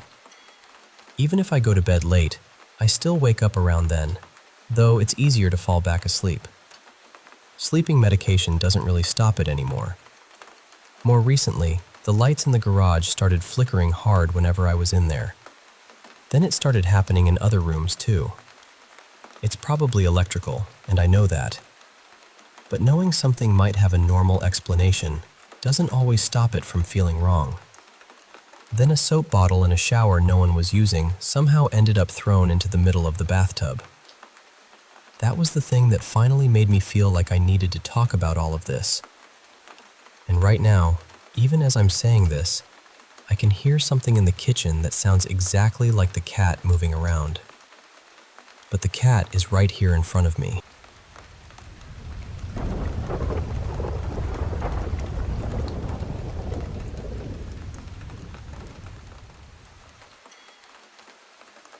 When I was little, my family lived in a flat above our business. I was about 5 when we moved in, and we stayed there until I was around 14. And honestly, I never felt comfortable upstairs. It's hard to explain without sounding dramatic, but even as a child, I felt like something was up there. Not just a creaky old building or shadows in the hallway. It felt like a presence, like the flat was occupied in a way none of us could see. I shared a bedroom with my younger brother, but even that didn't make me feel safe. For a while, I was so frightened of going upstairs at night that I would use a bucket downstairs instead. That's how scared I was. I had terrible nightmares growing up in that place. They weren't the kind you could easily describe afterward. It wasn't monsters or anything clear like that. It was more the feeling of them. Confusion, anger, fear. Heavy emotions that didn't feel like they belonged to me. At night, I hated closing my eyes. I always felt like something was either in the bedroom or just outside in the corridor. I also used to sleepwalk. More than once, I woke up in the living room, alone, in complete darkness, with no memory of how I got there. Then, when I was about 12, 2 things happened that I've never been able to explain. The first was with a VHS tape. I was watching the Amityville Horror in the living room. We had an intercom that connected the flat to the shop downstairs, and at some point, my family called me down for dinner. I stopped the film halfway through and left the tape inside the machine. I went downstairs, had dinner with everyone, and then came back up to the flat. When I walked into the living room, the tape wasn't in the video player anymore. It was sitting right in the middle of the living room floor, and it had been rewound all the way back to the beginning. Nobody had gone upstairs. We had all been together downstairs in the shop the whole time. I remember standing there, just staring at it, trying to make my brain turn it into something normal. But there wasn't a normal explanation. A few months later, something else happened. It was summer, around early evening, and still bright outside. I was alone in the flat, sitting in the living room. Suddenly, the living room door opened. Now, that door didn't just drift open. The carpet was thick, and the door dragged against it, so it took a bit of effort to move. But it opened as if a strong gust of wind had pushed it. I got up to close it, and as I reached the door, the wind seemed to get stronger. Not a breeze, a force. I could hear it. I could feel it pushing back against me. I remember gripping the door and struggling with it, trying to shut it, but it was like something on the other side was holding it open. I was terrified, truly terrified. I didn't dare look behind the door. For what felt like forever, though it was probably only a couple of minutes, I fought against it. Then suddenly, it stopped. The sound vanished, the pressure disappeared, the door closed. I sat down with my back pressed against it and stayed there for hours, waiting for my parents to finish work and come upstairs. I never told them when I was young. My parents weren't really the kind of people who believed in things like that, and I think part of me was afraid they'd just brush it off. Years later, in 2015, when I was 35, I went back home and finally told my dad everything. He looked at me and said, Why didn't you tell me before?" Then he told me something I wish I'd known earlier, and at the same time, I'm glad I didn't.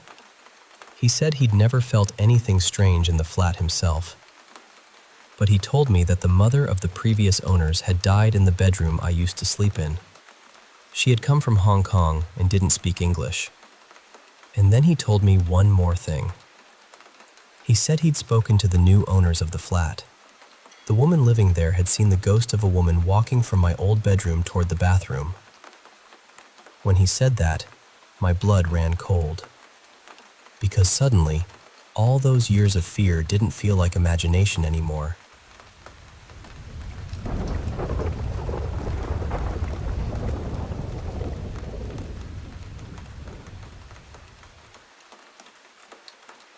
I still think about this sometimes, even though it happened years ago.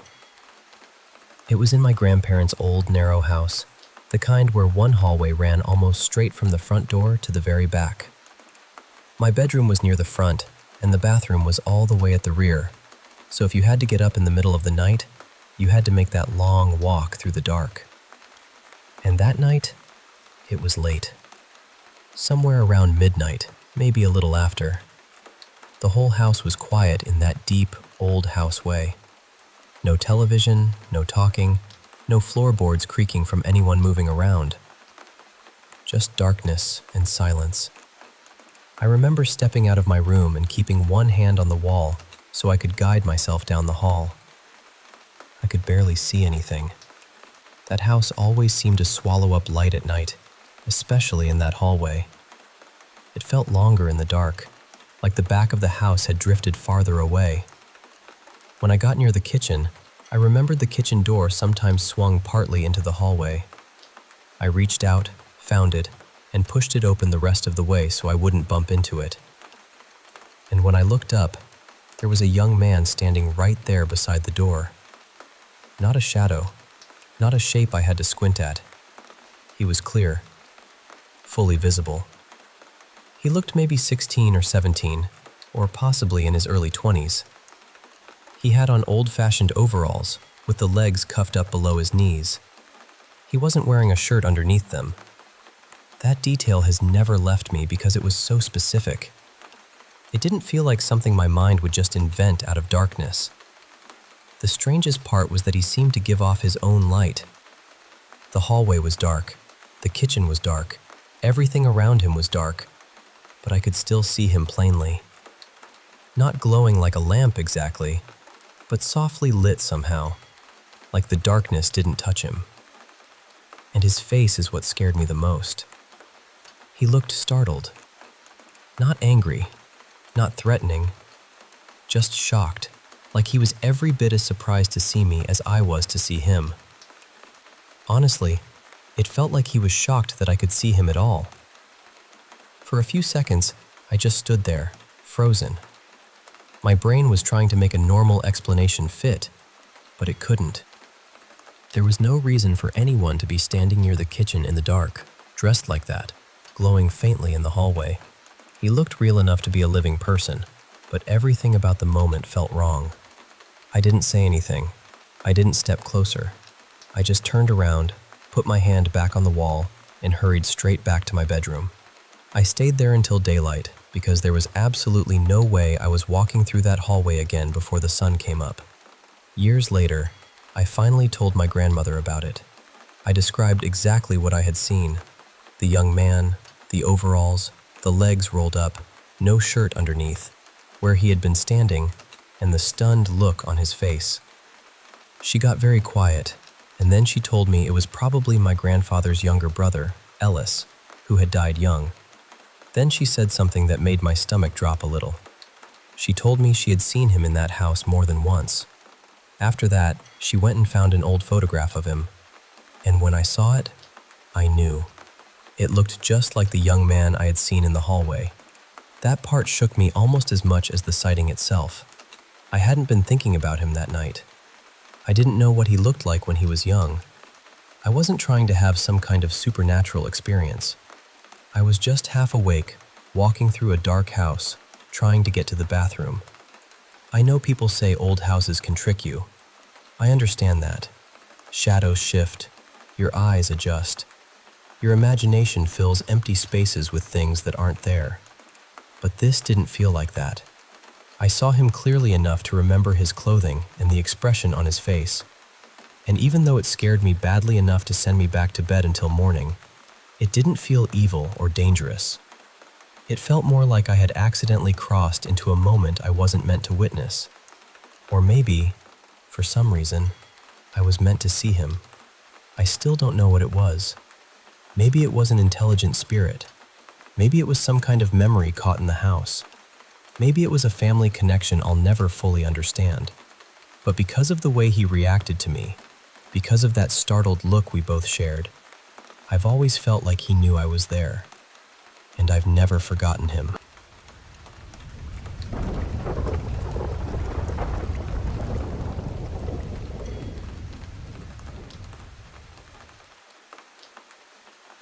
I've always had a soft spot for the paranormal, but I'll be honest with you. I think part of me always expected my first real experience to be something dramatic. You know, something big. A full-bodied figure standing at the end of a hallway. Some black-eyed animal watching me from the tree line. A voice in an empty house that says my name when nobody else is there. Something you could point to and say, yes, that was it. That was impossible. But the strange little things I've run into over the years have never really been like that. They've been smaller, quieter, almost annoyingly ordinary. So today, I want to tell you about one of those moments. Not a ghost, not a monster, just a tiny plastic cap from a bottle of grout sealant that disappeared, then came back in a way I still can't comfortably explain. It started after I'd had some plumbing work done behind my shower wall.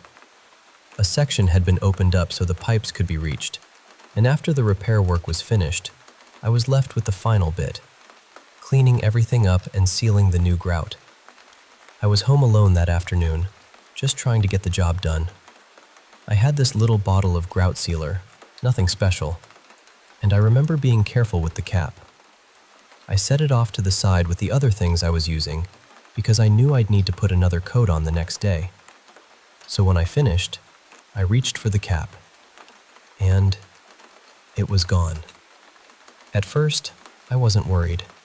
It was just a cap. It had probably rolled somewhere. I had the house to myself and nowhere urgent to be, so I started looking. I swept the bathroom floor with a broom. Nothing. Then I got down with a dustpan and hand brush and went over the floor like I was collecting evidence in a tiny, deeply unglamorous crime scene. I checked corners, edges, behind the toilet, near the vanity, under the little pile of tools. Still nothing. And because I know how these things go, I told myself, the one place I don't check is exactly where it'll be. So I checked everywhere again. Then I turned off the lights, got down low, and used a flashlight across the floor from different angles, hoping the plastic would catch the light or throw a little shadow. I looked from above. I looked from floor level. I moved slowly, almost ridiculously slowly. There was no cap. At that point, I decided the most likely explanation was also the most annoying one. It must have gone down the drain somehow. Maybe it bounced. Maybe it rolled just right. Maybe I nudged it without noticing. Whatever happened, it was gone. So I gave up. I took out the trash, put away the tools, and came back to the bathroom one last time, just to make sure I hadn't left anything behind. And there it was, right in the middle of the bathroom floor, standing upright, not tucked behind something, not half hidden by a rag, not against the wall where I could say, all right, maybe I missed it. No, it was sitting in the open, perfectly visible, in the exact area I had swept, crawled over, stood on, and lit up with a flashlight from every angle I could think of. It looked almost placed there. That's the part that still bothers me, because I know how easy it is to say, well, you just missed it. And honestly, most of the time, that's probably the answer. People overlook things, Our brains skip details. Tiny objects vanish into ordinary blind spots all the time. But I can't make that explanation sit right with me. I was careful. I searched that floor. I checked that exact spot more than once. And then, after I stopped looking, the cap was just there. So, what do you even do with something like that? It's nothing, really. A little plastic cap. Not exactly the kind of story that gets thunder cracking in the background, but it felt impossible in the moment. It still feels impossible when I think about it, and maybe that's what makes it linger. Not because it was huge or terrifying, but because it was so small and stubbornly wrong. Have any of you ever had something like that happen? Something tiny, ordinary, and completely out of place, where every sensible explanation technically works, except you know it doesn't.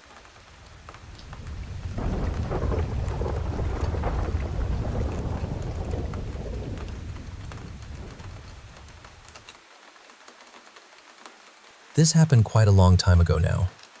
I'd say it was probably around 2015, maybe 2016. It's been over 10 years, so some of the edges of the memory have softened a bit, but the core of it has never really left me. That night, I had gone to bed like any other night. I was lying on my side in my bedroom, facing the wall where the window was, with my back turned toward the door. The lights were off, and the room was almost completely dark. I remember feeling calm, just drifting into that quiet space right before sleep, when your thoughts start to loosen and everything feels far away. Then, out of nowhere, I got this strong feeling that I was not alone. It was not just a thought. It felt physical.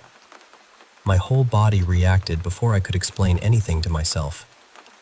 It was that deep, uncomfortable sensation you get when you somehow know someone is looking at you from behind. I could feel it in my skin, in my chest, in the sudden alertness that came over me.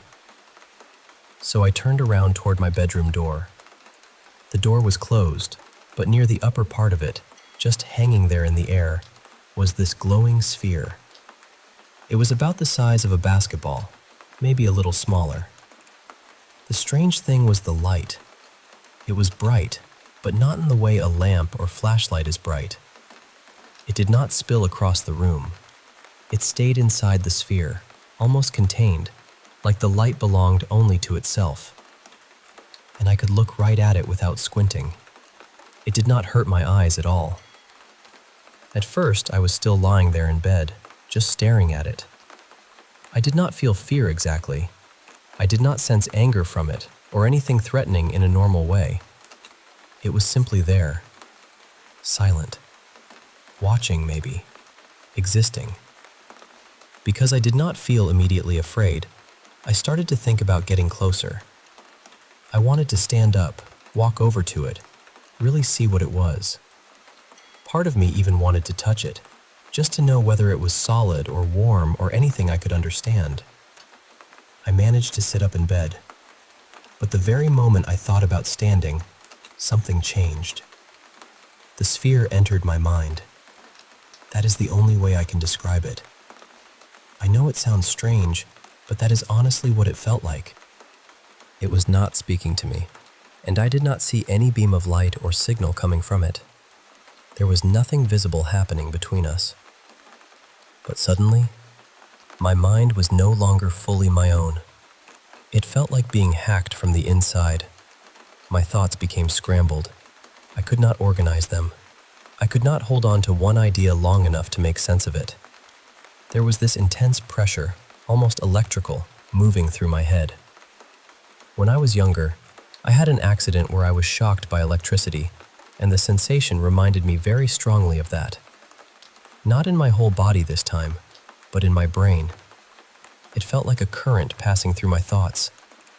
I could barely even open my eyes. Instinctively, I tried to fight it. I remember trying to push back mentally, trying to create some kind of resistance with my own thoughts, as if I could block it out by forcing my mind to stay awake and stay mine. It felt like trying to brace a door that was already being pushed open from the other side. but I could not stop it. I had no chance, really. Within seconds, I was overwhelmed. It was as though my mind simply gave out. I was put to sleep, or switched off, or whatever words come closest to it. One moment I was trying to resist, and the next thing I knew, it was morning. I woke up lying in my bed like nothing had happened. My body was in a normal sleeping position, so normal that it almost disturbed me more. It felt as though I had been placed back there neatly, with no sign that anything unusual had taken place. Afterward, I did not feel sick. I did not have pain, burns, headaches, or any lasting psychological effect that I could notice. The whole thing, from the moment it entered my mind to the moment I lost consciousness, could not have lasted more than 5 or 10 seconds. But those few seconds were enough. I have never forgotten the feeling of that light near the door, or the way it reached into me without making a sound.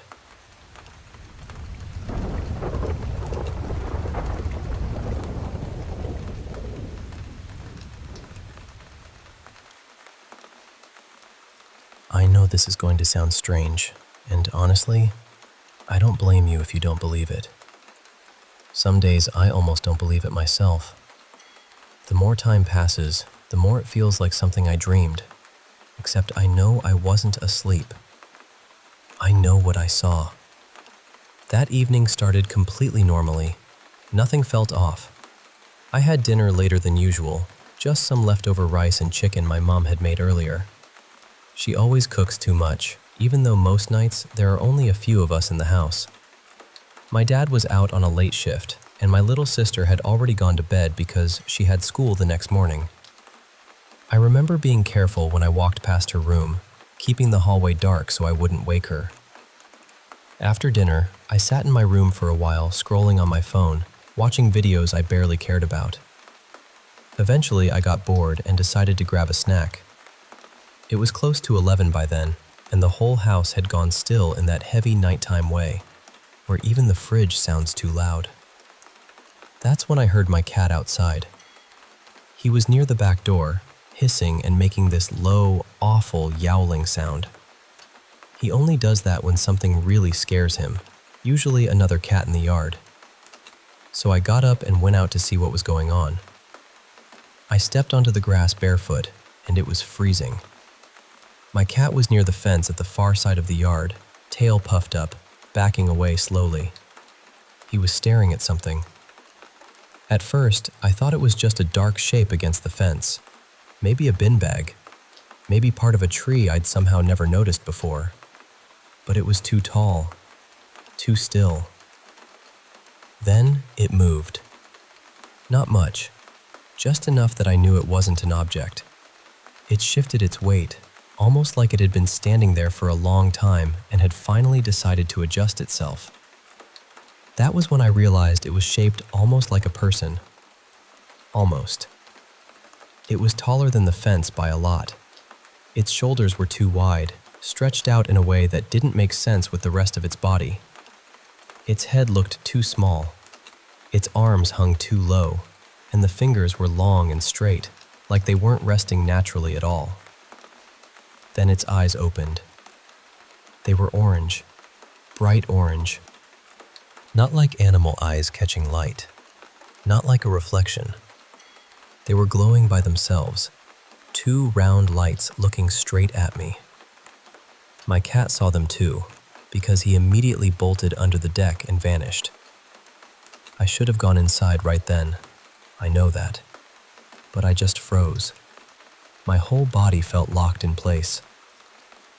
Then the thing closed its eyes, and when it did, it disappeared.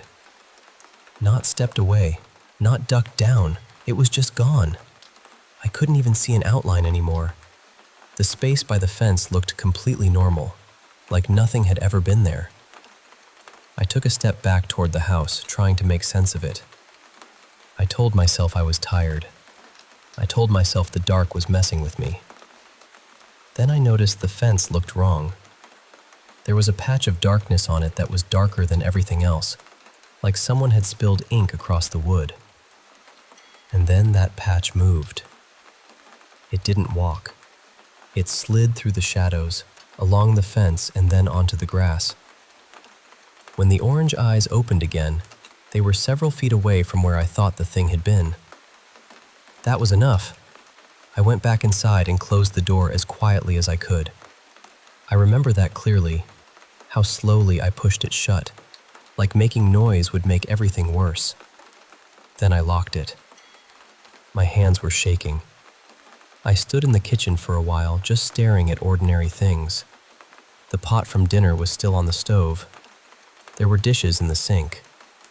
Everything looked normal, and that made it worse somehow. I didn't want to look out the window. I wanted to pretend nothing had happened, because I knew if I looked and saw it there, then I couldn't pretend anymore. But eventually I looked. It was still outside. It kept doing that thing, appearing and disappearing. I would catch the orange eyes for a second, and the moment I tried to look directly at them, they would vanish. Then they'd come back somewhere else. After a while, it moved closer to the house. First, I saw it at the kitchen window, just the eyes, hovering there outside. When I turned my head properly, they shut and disappeared. Then it was near the living room window. Then the side of the house. It never knocked. It never scratched. It never touched the glass at all. It just looked in. At one point, I checked on my sister. I opened her door just enough to see she was still asleep. I didn't wake her. I kept thinking she was safe as long as it stayed outside. I tried calling my dad, but he didn't answer. The cat was still gone somewhere under the house. I felt completely alone, even though my sister was just down the hall. The strangest part was when I saw it in the hallway mirror. It wasn't inside the house.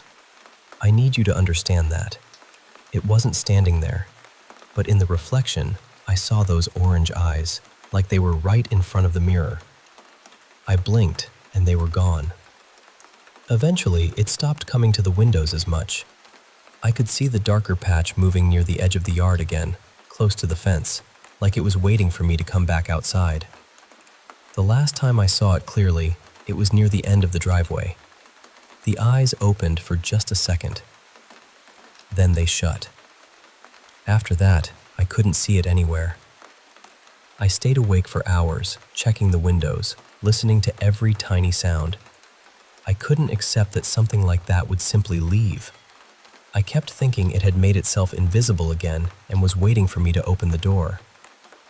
When my dad finally came home, everything felt normal again, and that was almost worse. The house was quiet. The yard was empty. The cat came back later like nothing had happened. Nobody believed me when I told them. I was angry at myself for not taking a picture, but honestly, in the moment, that thought never even entered my head. I wasn't thinking about proof. I was thinking about staying inside.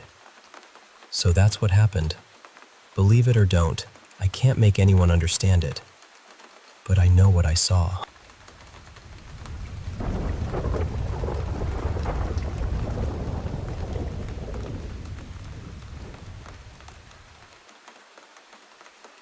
I have lived in this house in the north of England for most of my life. I'm 24 now, and we've been here around 20 years.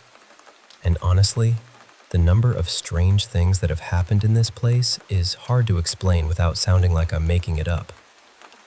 Some of the earliest stories aren't even memories of mine. They're things my mom and family told me from when I was tiny, before I was really old enough to understand anything. Apparently, I had an imaginary friend called Robbie. I don't remember him at all. I only know what I've been told. My mom said she'd sometimes wake up in the middle of the night and find me out of my cot, sitting on the upstairs landing in complete darkness, just playing and talking like someone was there with me. She'd ask, "Who are you talking to?" And I'd say, "Robbie and Daddy." The unsettling part is that my dad passed away a few months before I was born, and my mom hadn't told me that when I was little. There were other moments too. My mom said I'd wake her up at 2 in the morning and say things like, "Mom, Robbie wants a bottle, or he's going to hurt you." I know how that sounds. I really do. But that's what I was told. That was actually in the house next door to the one I live in now. We only lived there for a couple of years, but looking back, it feels like that was just the beginning. The first thing I actually remember myself was the bathroom taps. I was a nervous kid, so I used to sleep in my mom's bed a lot. Probably for longer than I should have, but I was scared of being alone at night. And for months, almost every night when we were trying to sleep, the bathroom taps would start turning on by themselves. Not fully at first, just a little trickle. Then, slowly, they'd open more and more. One of us would have to get out of bed and go tighten them shut. My mom even called a plumber, and when she told him the taps were turning on by themselves, he looked at her like she'd lost her mind. Eventually, that stopped, and for a while, I sort of pushed it out of my head. Then, when I was around 13, something else happened. It was a dark winter evening, and I was getting ready to leave the house. I was the only one home. Just as I was about to go out, I heard my TV switch on upstairs in my bedroom. I don't know where the courage came from, but I ran up to check. The TV was on full volume, blasting some random channel. The weird thing was, I didn't even use that TV for channels. I used it with a DVD player, and whenever it turned on normally, it was always set to volume 20 and showed a blank screen. This time, it was at 100. The attic was another place I hated. It had been converted into a spare bedroom, and my former stepsister used to sleep up there. Sometimes I'd stay up there with her when I was younger. I remember one day a book just fell off a shelf for no reason. After she moved out, I'd still hear footsteps above me at night. Sometimes I'd hear what sounded like plug sockets being switched on and off up there. And then there were the dreams. I used to have ghost dreams constantly.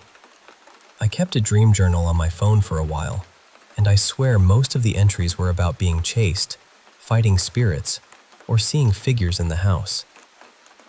One dream that stuck with me was about sleeping outside in the garden because there was a ghost watching me from the window.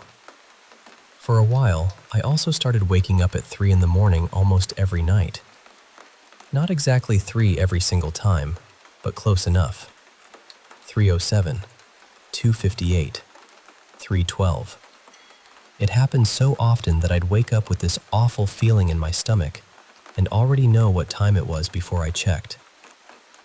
But the worst experiences started when my mom moved in with her boyfriend, and I decided, being a teenager, that living in the house alone would be brilliant. And at first, it was. Until one night, I was lying in bed around 11, just about to fall asleep, and my bedroom door swung open. Not a little, it opened all the way and stopped at a perfect right angle. The door had been clicked shut. There weren't any windows open, and even if there had been, the carpet dragged under the door, so it took real pressure to open it. At first, I didn't even feel scared. I was just confused. I sat there staring at it, trying to make sense of what I'd just seen. Then the fear hit me. I got up and went straight to my Nana's house. 2 weeks later, almost the exact same setup. I was in bed, about to fall asleep, and my TV remote suddenly flew off the bedside table and landed across the room. Again, I left and stayed at my Nana's. My stepdad used to get annoyed with me for being scared of my room. He thought I was being dramatic. But one night, after an argument with my mom, he decided to sleep in there himself. Later, he told my mom he was sorry for how he'd treated me about that room. He said he'd been scared too, and he ended up sleeping downstairs. This was not an easily frightened man either. The last major thing that happened in that bedroom was one night when I woke up around 3 in the morning. For some reason, I had this urge to look toward the bottom of the room, and I saw the outline of a woman. I could make out long hair and the shape of a person standing there. I put my head back down, and then it hit me what I'd just seen. So I lifted my head again. She was still there. Something in me snapped into fight mode.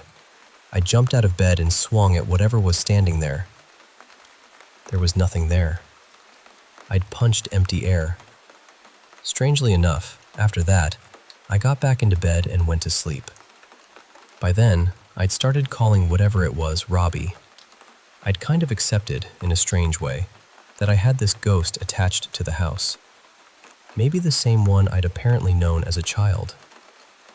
When I was about 20, I went through a phase where, if I came home drunk, I'd start taunting him. I'd ask him to move things. Then, when nothing happened, I'd call him weak or say he couldn't do anything. Not my smartest habit. One night, I asked him to move a cigarette on the table, and I swear it started rolling back and forth right in front of me.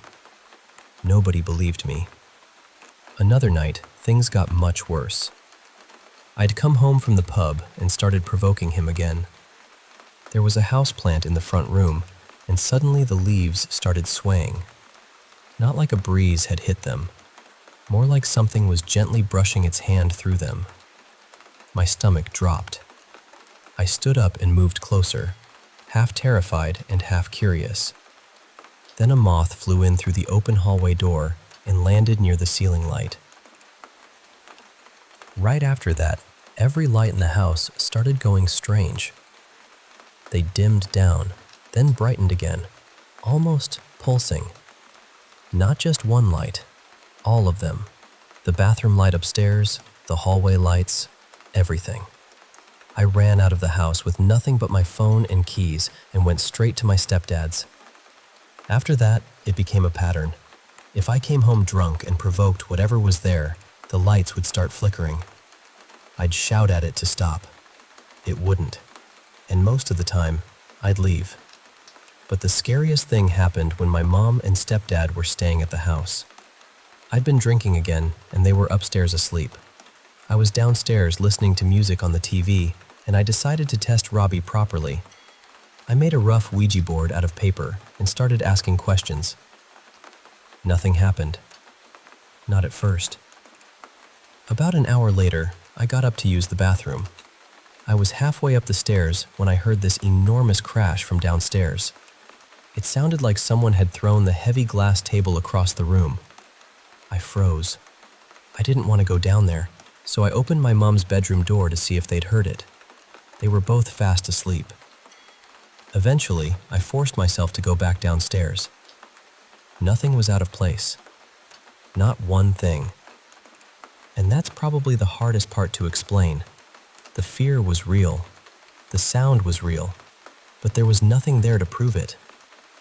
I've been scared in this house more times than I can count. And even now, after all these years, I still don't really know what to call it. I just know it never felt like we were completely alone.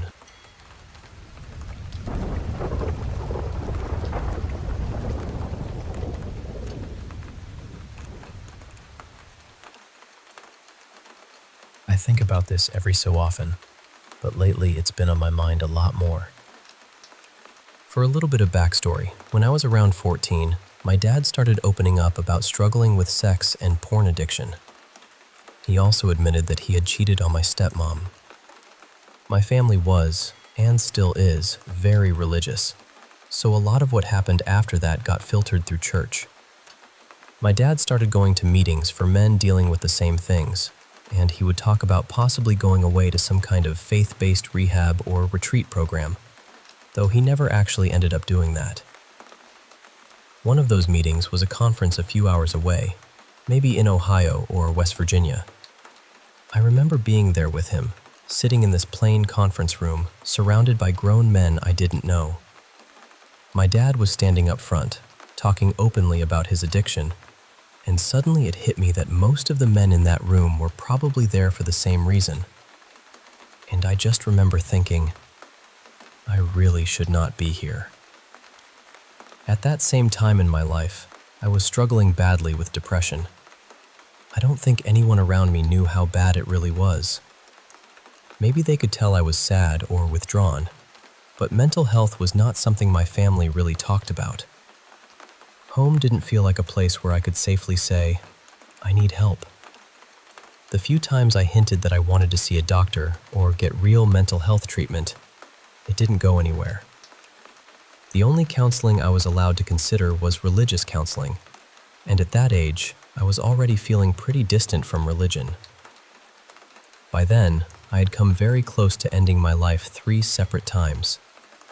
I had gone into those moments with the intention of doing it, but either the method didn't work the way I thought it would, or I got scared right at the last second. For a long time, I didn't call them suicide attempts. I felt embarrassed. I hadn't been hospitalized. Nobody in my house even knew what had happened. So in my mind, I told myself it didn't count. After my dad's conference, he, my stepmom, and I drove to another church out in a rural area. It was small and simple, basically one room with pews, but that day it was packed. I'm guessing a lot of people from the conference had come over for the service. I was 14, maybe 15, and honestly, I was bored. I didn't want to be there. I just wanted to sit on my phone and wait for the whole thing to end. Then, sometime in the middle of the service, I think maybe during a song, a man sitting in the row behind us tapped me on the shoulder. I turned around, and I remember he was tall, white, and completely unfamiliar to me. I had never seen him before in my life. He leaned down and quietly said, "Hey, I feel like God is telling me that you've tried to kill yourself 3 times. Would it be okay if I prayed for you?" I froze. This was a total stranger in another state. I had not told my friends. I had not told my family.